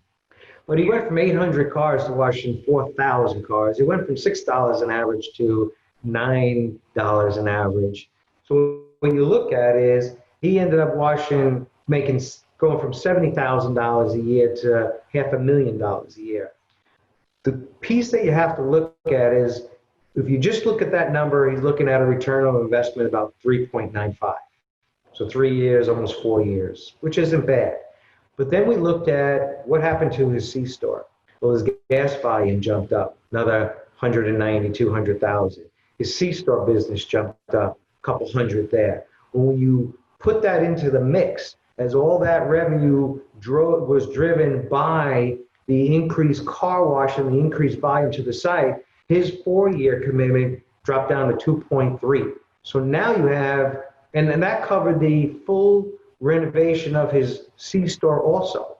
So think about it. If he didn't do the C-store and he just did the car wash and spent $200,000, he could be paying for that in less than 4 months. So that's the real big bang for the buck in looking at a small site with low volume, but the potential in the analytics that made sense. If we look at our next example, we're going to jump into a bigger site. So this site's now washing almost 5,000 cars. okay? And it has a $8.50 ticket average, so you're making $600,000 a year.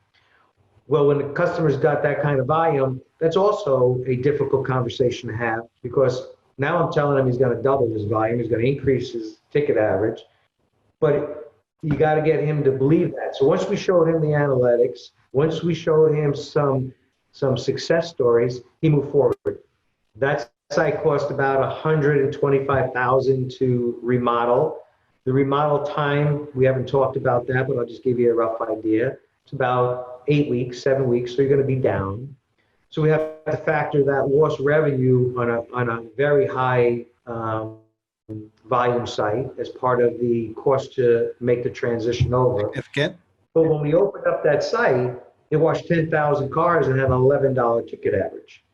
So if you take that, while he was doing $500,000-$600,000, he went to do $1.2 million. So his gain on top of even the loss for 7-8 weeks that he was down, he was able to pay for this site in like 7-8 months. Then you take his volume. That's amazing. Which was already a high volume site. So he gained another 100,000 gallons of fuel. He gained another $10,000 a week worth of revenue out of the C-store. When you take that revenue on top of it, his return on investment was less than 4.5 months. So that's a no-brainer right there. They're astounding and phenomenal. And he's just got to be so pleased that he made that decision. Right. And, you know, it all comes back to the partnership you talked about. We're not pulling the trigger just to pull the trigger. We did all the research, we did all the analytics, and it all comes back to the financials. Everybody thinks they have a secret sauce, but if the numbers don't generate a profit, there's no secret sauce that's going to change that game. So it all generates to that, and that's kind of the big piece that we offer, is really understanding your business model and can you make the transition. Doing the operation and running it successful, that's on you. We help you through that process because it is a big change that you're going to have to make. All right. So do you have another one you want to go through? We have one other one that we could talk through, and that is a nice medium of the road. So it was a site that was doing 3,000 cars. It wasn't going to be the monster site. It was going to go from 3,000 to probably 6,000, 7,000. It ended up turning out exactly that. It went about between 7,000 and 8,000, so we got a nice return on it. We weren't expecting to get anything more than that, just because of the site had its own constraints. It was a super small site, so that construction was a little more expensive. We had to bring in electric. We had to do a little extra work. So you're looking at about $180,000 worth of construction to get that done. A little longer on the permitting process, but when we were all said and done, once again, that site went from 3,000 to 8,000, went from $8 ticket average to a 1091 ticket average. So we saw the same results, doing real well at $600,000 a year to doing even greater at $1 million and change. Then the biggest bang the buck for that was its increased fuel and C-store volumes. Now the owner once again did not want to share that, because I think he added an extra 100 to 200,000 gallons of fuel because he brought so many people to his site. So I can't tell you what the extra savings was, but the overall return for him was, it took him about 8.9 months to get a return on investment out of that site. It's fantastic. Once again, I just want to, making it successful is a commitment to you as an owner, to make sure that you are branding it separately, doing the marketing pieces, investing in the employee, making sure there's no way to shortchange this and get the great benefits you're looking to get. If this is something that a C-store operator owner out there says, gosh, you know what, I'm just not sure, we can come out and provide them assistance in vetting the site. So what's the process? What do they go through to discover, to find out what they don't know? A couple names of some contacts that you could reach out to. From there, they'll vet your site out with you over the phone After that, it's going to take us going out to the site. We need to look at your bay. Do you have the right height, width, length? We want 15, 16 feet. We need 12 feet high. Second big question is, do you have the electric? What's it going to take to convert this? Next, do you have the water demand? As we target those pieces that we make those check marks, yes, the site has everything it needs to make sense that it could be converted. Then we dive into the analytics to make sure that we have traffic counts, competition, we know what price point we're going to get. Does it make sense on paper that it's going to drive the volume that we need it to do? We don't want to make a $600,000 investment and have status quo results. If the site makes sense and we're looking at the proper analytics, then we move on. But you're looking at $500,000 in equipment, anywhere from 100 to 200,000 in construction, 8 weeks being down, plus if there's permitting, which there always is, permitting time, drawings, architects. So you do have some costs and some time. This isn't something that you could wake up today and say, hey, let's go and we'll be operational tomorrow. I would love that to be the case, but you're looking at a 3 to 6 month time frame before we even get to an opportunity to break ground. We'll put all this together, sit down with them, walk through all the goods and the bads, what the returns look like. Certainly walk through those timelines again, specific to their site. And you know what? Maybe sometimes it's easier just to put in a new automatic and have it done in a few days, 2-3 weeks out. But there's going to be other times that every site was a home run, but they're not, and we're very upfront and honest about that. You know, if it can be done and it makes sense, we'll do that. If not, then we go down the other road. We're not trying to force anything to happen because the results would be devastating. This has been fantastic. So we've gone through why this is something to consider, why operators of C-stores should be looking to increase the revenue side at the car wash, how we go about selecting whether it's a good site or not, construction process, gone through the numbers. I really appreciate you taking the time to bring this out to everyone. I hope it's been a fantastic series. Thank you for having me. I appreciate the time.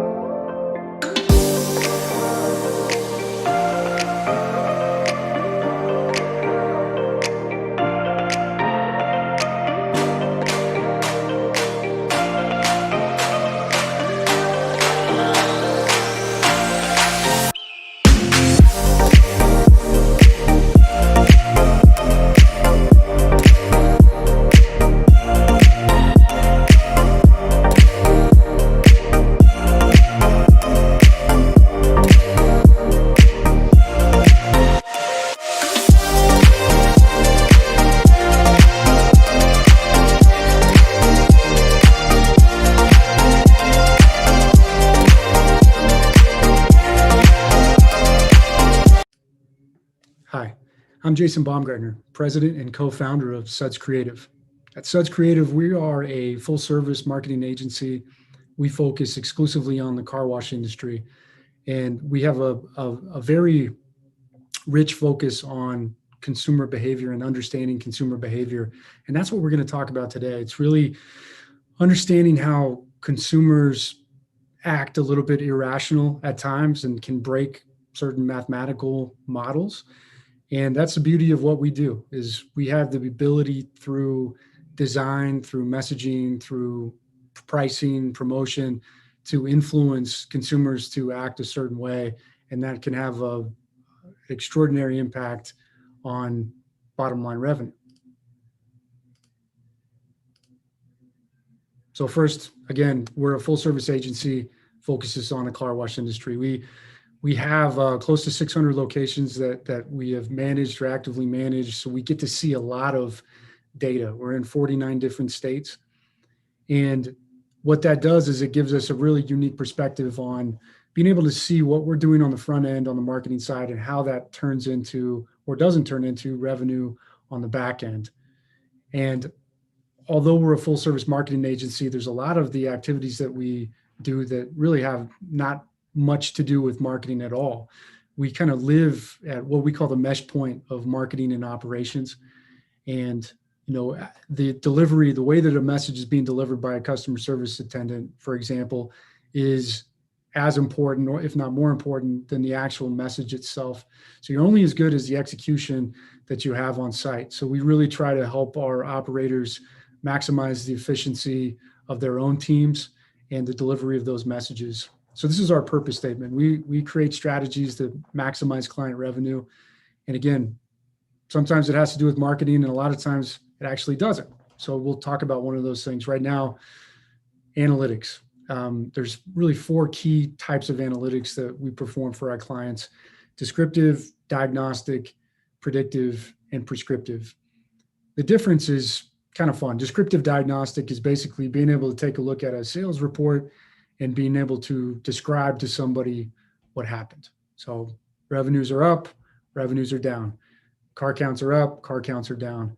Now, diagnostic gets a little bit more complex, where you're able to describe what's happened and then also tell why it's happened, or diagnose the reasons that may have been causing the symptoms. And a lot of operators can do the first, descriptive, and some can do the second.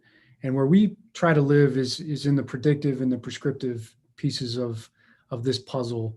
And the predictive analytics are made possible by what we're going to talk about today. So the ability, or the amount of exposure that we get from all these different transactions on a daily basis, understanding what led to the transaction, from a design side, pricing side, promotion side, how the customer responded, allows us to have hundreds of thousands and millions of data points that allow us to model that out and be really predictive. So for example, we could tell you with a very high confidence interval, if you were to run XYZ promo, you could expect these type of results with this type of capture rate and this type of churn rate, and be very accurate with that. And prescriptive analytics is kind of the end game. And the prescriptive side is essentially our ability to be able to prescribe a strategy based on the information that we're presenting. And what I'm going to walk you through is kind of how we look at our neural network. And that's the end goal for what we're doing, is to be able to predict what would happen and then be able to prescribe a strategy. And if we're off base or we're not tracking toward the prediction, to be able to pivot and prescribe a strategy that's going to get us back on course. So let's jump right into it. Why is it important to understand your customer? Well, first, customers have different ways of responding to different messages, and there are many, many different variables, and we can get to those variables with the consumer. For example, household income, the type of job you have, the type of car you drive, the color of the car you drive, believe it or not. And our ability to enrich the data sources that we do have, if we have name, phone number, physical address, or zip code, we can get a very high percentage of those people, enrich that data and augment it so that we can get a more complete profile of the customer. And that allows us to do a few things. And one of them we're actually looking at right now, which is called a cluster analysis. And in this particular analysis, this is an analysis of a site's unlimited members. What we're able to do is group or cluster these customers by a number of different characteristics, and 99% of all the customers are going to fit within 5 different clusters. And in this case, we are looking at age, gender, distance of physical address or billing address from the retail establishment, and frequency of use. And what we found was males between the ages of 35 and 53, for example, at this particular location, had as high a capture rate. So the likelihood of them converting to an unlimited membership from a retail plan or a retail purchase was just as strong as the other components or the other clusters. However, they used the wash half as much. So their frequency of use or their take rate dropped by 50%. And what makes that important, obviously, is that, if you figure on, $2.50 or $3 per wash, if on average your members are utilizing your unlimited plans 4 times per month, and you find a subset within that group or a cluster of people that are only using it 2 times, and you're a lot more profitable to the tune of potentially $5, $6, $7 more per month for those clusters of individuals. So that knowledge allows us to then target a disproportionate amount of our marketing spend towards customers that are more profitable. And it's pretty easy to see how that can float very quickly to the bottom line. And the only way to do that is to be able to build out a customer database, enrich that data, and then learn as much as you can from that information. So data enrichment's a very key part of what we do at Suds Creative.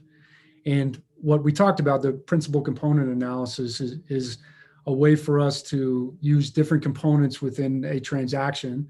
So things like price, design, XBT screen flows, promotional offers, and we can weight those different components in a way that tells us that, pricing is weighted 60%, but we still have 40% where we can help manipulate or nudge a customer to a higher package by utilizing these core components. And that allows us to figure out what is working the best and so on and so forth. But it all starts with understanding your customer and understanding the way certain groups of customers or clusters of customers behave differently compared to others. And this is all going to come full circle at the end of this presentation, because we're going to show you exactly what that looks like in kind of a timeline series. And then for our customers will really become smoke detectors. So we're monitoring this all the time, and we're seeing when patterns start to change or when smoke develops, and then we can go deal with that smoke. So it's a lot of fun, and it starts with understanding the consumer. So once you understand who you're dealing with and you've established some benchmarks and perhaps put your unlimited members or your retail members, to the extent that you can, in different clusters, now you can start to see an experiment and see what works. And what we've found is that we can use design in a way that's much more functional, that will allow us to persuade people to take a certain action just based on design alone, even if pricing stays the same. So we've really broken design out into 3 core tenets: form, function, and consistency. And the form is what most people think of when they think of, I like the way this looks. This is a quality design. It's very pleasing to the eye. What they don't think of a lot of times is the function piece of it. And the function piece of it is really things like legibility from a distance. The ability for different font sizes or line heights to be read, from a distance, color contrast, white spacing. We have a tendency to throw a lot on a sign because as operators, we're thinking in terms of features, and we're not really thinking in terms of how a customer may think. They may not know what carnauba wax is or triple foam or ceramic. So we can use design to call out and make the experience a lot more intuitive to the customer. And that's one of the things that we'll talk about today. And we do that with menu signs. We want to do that with XBT signs or pay station menus, screens, and flows, as well as, the way that a sales message is delivered at the cashier or at the pay station by a customer service attendant. And again, I mentioned that at the onset, the message delivery itself is so, so important. So we'll get into sales training, and especially as it relates to promos that tend to be more predictable. And then we're going to talk about some applied behavioral economic principles, specifically in and around the area in which people are about ready to make a purchase decision. So I'm going to start with one really key concept that's a core concept to Suds in general. It's the idea that the brain has 2 systems within it, system 1 and system 2. In system 1, it's very intuitive, it's very emotional, it tends to make quick decisions, and it tends to spend more money.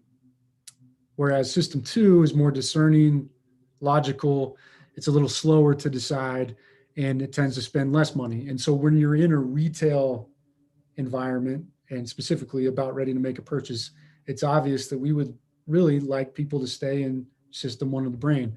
So one of the ways that we can do that is by reducing what's called cognitive strain. And you may hear it as noise. So we want to reduce noise when you want people to make a little bit more of an intuitive decision. I'm going to show you a couple examples of some menu signs. So here we have a bubble down menu on the left, Epic Shine menu on the right. You'll notice we don't have 4, 5, 6 packages. You'll notice we don't have a ton of colors going on. It's on brand. The message is on brand, both the package names themselves and the colors. And we're not trying to make the customer understand what features are in the wash. We actually don't want them to try to think about the features themselves. We want them to not think as much as possible. We're curating a selection for them, and we're going to show them what is the highest value. And we do that in a number of ways. And I mentioned color contrast. I mentioned line height. So in establishing what's called a content hierarchy, we're allowing the customer to understand where they should be looking first. And in this case, in both cases, they should be looking at the top wash. We've used contrast, background contrast, and we've used line height spacing, and the amount of real estate and the price and the name go hand in hand. So, it's obvious that Thrifty is the least expensive option and Bestie is the most expensive or the best value or the best wash that we have. Clean, shine, and protect, those are very concrete words that people understand very quickly. It's not deluxe, premium, diamond, platinum, where everything kind of means the same thing. And then to the consumer, it's just noise. And so now I'm going to have to drop below and I'm going to have to make a decision based on features. We want to try to avoid that. And that's by avoiding the cognitive strain. Another way that we do that is by using price. And, in particular, if you look on the left, let's look at unlimited pricing for this particular menu, $19.99, $27.99, $29.99. We're using that middle price point or that middle package, that nifty package, to be what's called a dominated alternative, where you have your percentage of people that are going to select the lowest price wash no matter what. And you have your percentage of people that will select the highest price wash or the best wash, regardless of the price, within reason. And then you have what we call the swing vote. And so one of the key pieces of this strategy is to figure out how you can take those people that are the swing vote. They're not the Democrats, they're not Republicans, they're the undecided. How can you get the undecided and move them up? And by using size, color contrast, downplaying features, and upplaying things like package names and pricing, and using pricing as a dominated alternative, we can influence behaviors up the menu as opposed to down. And this has been very successful. We are very big proponents, where possible, of a 3-package pricing system. One of the reasons is because it eliminates the need to say so much on a menu sign where you have limited attention and limited space. The other is that there is something called decision fatigue. When we're given too many options, now we have to think, and we end up just going with whatever is the safest. And that's why what we found is a lot of operations there, if they have 4 packages, their bottom middle package tends to be the package that gets selected the most, because we're presenting them with a lot of different options, and it's very hard to articulate the differences between package A, B, C, and D. And so consumers, when they have to think, they get decision fatigue, cognitive strain sets in, and they end up just going with the safest option. I'm going to show you a couple other examples and kind of give you some examples back to back. An example on the left, fairly traditional sign with icons, and the sign doesn't look bad necessarily, but if you think about it just in terms of visibility from a distance, and I've got another slide in here. I don't have it in this deck that shows, if you're viewing, for example, a digital menu sign, you have height requirements or limitations of height and width, and so you have a very small amount of geography to be able to communicate a message, and really the message is visible. You're not looking at that menu sign when you're at the pay station, so it's the next car over that can see it. And on average, a car's length is about 11 feet, and figure 3 or 4 foot spacing in between. So 15 feet away, 20 feet is that digital sign is visible. So that's really one car back from the car that's at the pay station. Whereas the sign on the right is going to be visible 3 or 4 cars deep in a stack. And so what you're doing at that point is you're prepping or priming the driver that's 4 cars back. They can see the menu, it's visible. They have an idea of what they're going to select by the time they get up to the pay station screens, and you're leaving it a very intuitive process. Whereas on the left, I'm driving up and now I'm reading the icons. There's 100 different colors, and I'm not really sure exactly where I should be looking first. And that's really one of the key differences, is not only is can we influence ticket averages up on the retail side and on the unlimited side, and influence package decisions and ultimately package distribution based on the way a sign is designed, but also we can influence throughput. So we can take a transaction time from, a minute 15 down to 35 or 40 seconds, because that selection has already been made in the consumer's mind because the sign was visible from a few cars deep. And that becomes a really important part of it too. Imagine being able to get an extra 30 or 40 cars through an hour during your busiest hour, during your busiest days, during your busiest months. It's real revenue there. So the consumer behavior, some of the strategies or some of the findings, if you will, from what we've seen from the data. One is, if we can get unlimited members to sign up and then visit 4 times within the first 30 days, we will see a 61% higher likelihood that they're still an unlimited member at the end of a 6-month period, which accounts for some seasonality. So developing good wash habits early on and creating the mechanisms to stay top of mind within that first 30 days just goes back to reinforce the strong need to capture for good data collection on the front end of a membership purchase experience. And so we've created some mechanisms at SUDS that allow for very quick capture. We're using QR codes and text plans. We have a program that we're releasing, that we're piloting right now at 38 sites, called SUDS Sender. It's a text message program that allows for a scan of a QR code. It creates the text message. All they have to do is hit send instead of typing in a keyword. Then we're able to communicate with those people via text or via email. If you have LPR set up, for example, we can also then associate that with a license plate, which is associated with a membership account. So if a credit card declines, et cetera, we can communicate with those people very quickly and ask them to update their credit card information, for example. The other thing, obviously, that we can do to this point is to encourage that behavior early on. Hey, we set up a series of 5 or 6 touch points over the first 30 days.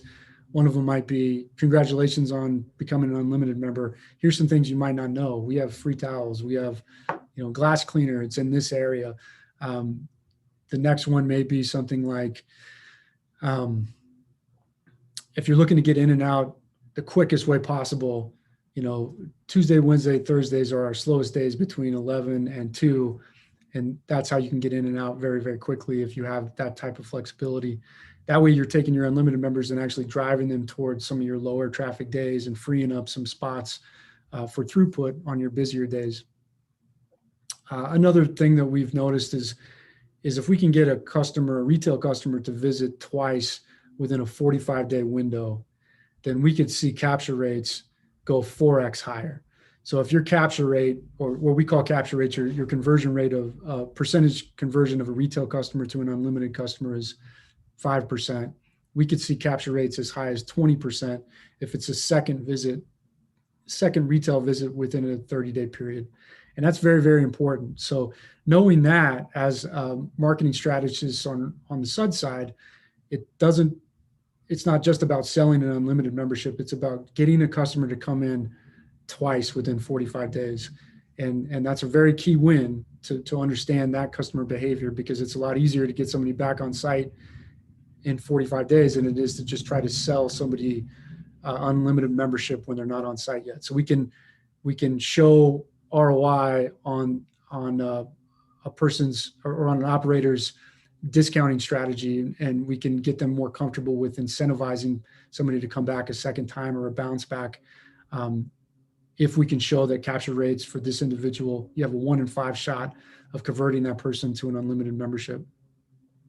And then, we talked about this a little bit with our cluster analysis. Correlating more than one set of data gives us a lot more knowledge about the consumer. For example, age may not tell us much. So when we ask customers, who do you think your top customer profile is in terms of age? And they may say, really anybody that's 18 or older, 16 or older that can drive a car. Well, that's true. Those are the opportunities to sell. But really, it may be males between the age of 35 and 53 that happen to be your highest performing set in age. But then when you combine age with frequency and distance and gender, then all of a sudden you've got some real learnings. And then we can target those individuals with digital and geo-targeted advertising that will help us do what's called dynamic segmentation.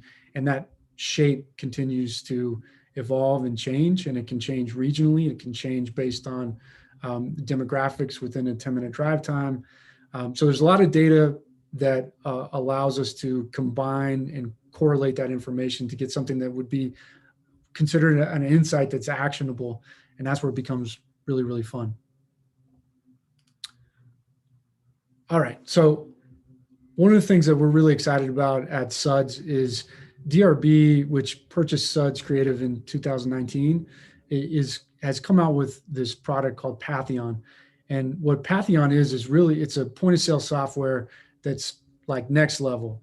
In fact, we had several opportunities to sell our organization. We chose to go with DRB after seeing the Patheon demo, because what it made us realize was that we have the ability to use our data to influence in real time profiles on a screen, on a pay station screen in real time. And what that would allow us to do, the speed at which we'd be able to deliver those insights and that prescriptive type of information would really, really be a huge benefit to our clients. So I'm going to kind of take you through this continuum within a few minutes, and then we'll move on. But I thought it was important to show you kind of the ultimate vision between, the interaction between Suds and ultimately this point of sale system, Patheon. We have your offsite marketing, which we're doing right now. We're collecting information, and people give us their contact information. They get something in return, like a coupon or a free wash or a membership offer. And we collect a certain amount of information there. Then when they get on site, maybe they scan that barcode and we can tell that code has been redeemed. And then we're going to start tacking on some of the on-site things, like we can request a zip code. We can take a look at the license plate. We can require phone, name. We can combine that then with transactional information. And then we're going to append that with additional data. And that's in data enrichment services that we were talking about earlier on. Number of people in the household, number of cars in the household. I love the fact that, if you look at, if you just count the number of black cars that come through your car wash compared to the other, black and white cars, I would say, compared to the other colors of cars, you'd be really surprised at what that looks like. And it makes sense intuitively. You'd say, okay, well, yeah, dirt shows up more on a black car and at times on a white car. So those people have car washing top of mind a little bit more often. But what if you could target black cars and white cars specifically? Then you could be more efficient with your spend. So that's a really important piece of this, the ability to enrich the data that you are collecting. And, it starts with the mechanism to collect the information. We tell operators all the time, don't sacrifice data collection for the sake of throughput or operational speed. Figure out a way to do that very efficiently. And then, the ability to append it, and then we join it, we cleanse it, and then we combine it and evaluate it, and we drop it in what's called a neural network. And the neural network is basically a big AI, artificial intelligence or machine learning tool that the more data we throw into it and the utilization of what's called back propagation. So it's a series of questions that we can ask that are binary questions. So we could say we have 13 different profiles for this operator, and somebody comes in that we know is I'll just use males 33 to 55 that live 2.5 miles away and have a household income of X. That could be one profile. We know that person has that profile. So then we can say that we believe that when this profile is served this promotion or this offer, when it's asked this way, that this person will respond to with yes, they will buy that offer.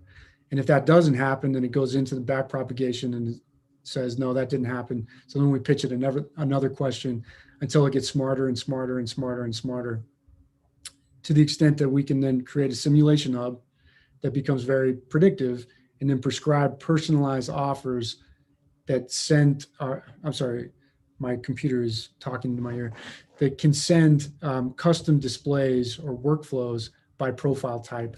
And that's the vision. And then we continue to learn from that offsite marketing, being able to deliver promos, not only on site, but knowing what time of day and what type of delivery mechanism, whether it's email, text, direct mail, individuals are going to respond to, so that they'll have a certain propensity to buy online. It's just very, very powerful. And it's a really exciting piece of what we're doing at SUDS and DRB. And this is just kind of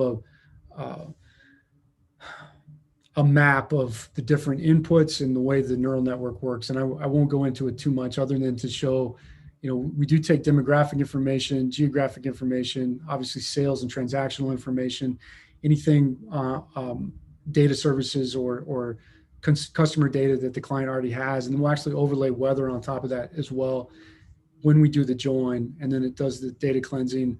And then ultimately it allows for us to evaluate and then deploy. And the mechanism to deploy Patheon is just a super fast and flexible with multiple endpoints, and allows us a very quick and flexible way to deploy marketing profiles and allow us to learn from that information. So what used to take 2, 3, 4 weeks to deploy a new PayStation flow takes a much, much shorter time. And we can actually have multiple profiles. You could A/B/C test at 3 different PayStation lanes from 8 a.m. to noon, and we can champion a certain profile for the rest of the day and get enough transactions where it will make sense to pick a champion. That's the type of power that we're really, really excited about. And then I love this. I love the fact that, one of the things we preach all the time is you want to push data deeper into your organization, and don't just have the data stay at the executive level. And here's an example of a nightly text that we would send out. We can do this every other hour. We can do it nightly. And this could go to site managers, assistant managers, your executive team. And what we found is that performance improves when people know that they're being observed, and it creates really healthy competition. So we track things like capture rate, unlimited plans sold for the day, and those sites can compare their progress to the other sites, and they know that their regional managers and their executive team is looking at those numbers too. And you'd be amazed at what happens to performance. So being able to influence behaviors is not just siloed at the customer level. You're also able to influence behaviors at the employee level, which when you start thinking about that, the opportunities there are really endless. And this is a classic example of what's called the Hawthorne effect, which essentially is that when people know that they're being observed, performance improves. Fairly intuitive. So how do we go about implementing this at SUDS? We really have 4 different steps. Step 1 is to analyze everything that's going on internally. And what we've noticed is if you're suffering from a stagnant, unlimited plan of growth, or you have a lot of churn, for example, it typically is going to fall into one of 2 buckets. It's either a pricing issue or a process issue. And the data is going to allow us to tell that story and identify which bucket it falls in. And the branding really is about the consistency. You want to make sure, branding is not going to sell unlimited membership, but branding could detract from somebody feeling comfortable enough to purchase an unlimited plan or give you their credit card. So you don't want it to be something that's a negative. but usually it's pricing or process. And so if your pricing's in line, then we go into process and we look at the process, the way that a message is being delivered. And that's things like the menu screens, the pay station screens, and the way that the customer service people are talking, the messages that they're delivering to the consumer. And once we get those in line, then we'll move external, and then we'll start to turn the volume up externally and promote the message externally to try to drive more traffic to the site. And then steps 3 and 4 are just the tracking and evaluating and the optimizing and the updating. And that's it for us. I really appreciate you guys paying attention to what we had to say. We're very excited about consumer experience and using data to determine how or be very predictive about how a consumer would respond to certain promotions. We communicate to our clients their upside potential as well as their downside risk when we're talking about things like discounting, pricing changes, and all sorts of different promotions that you could run.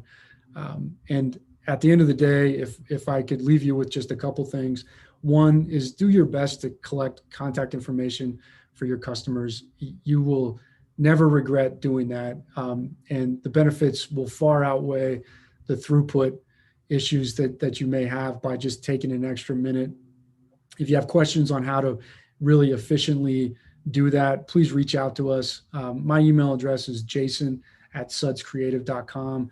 I welcome any questions that you guys have. Again, thank you to NCS for putting on this virtual webinar, and we look forward to hearing from you.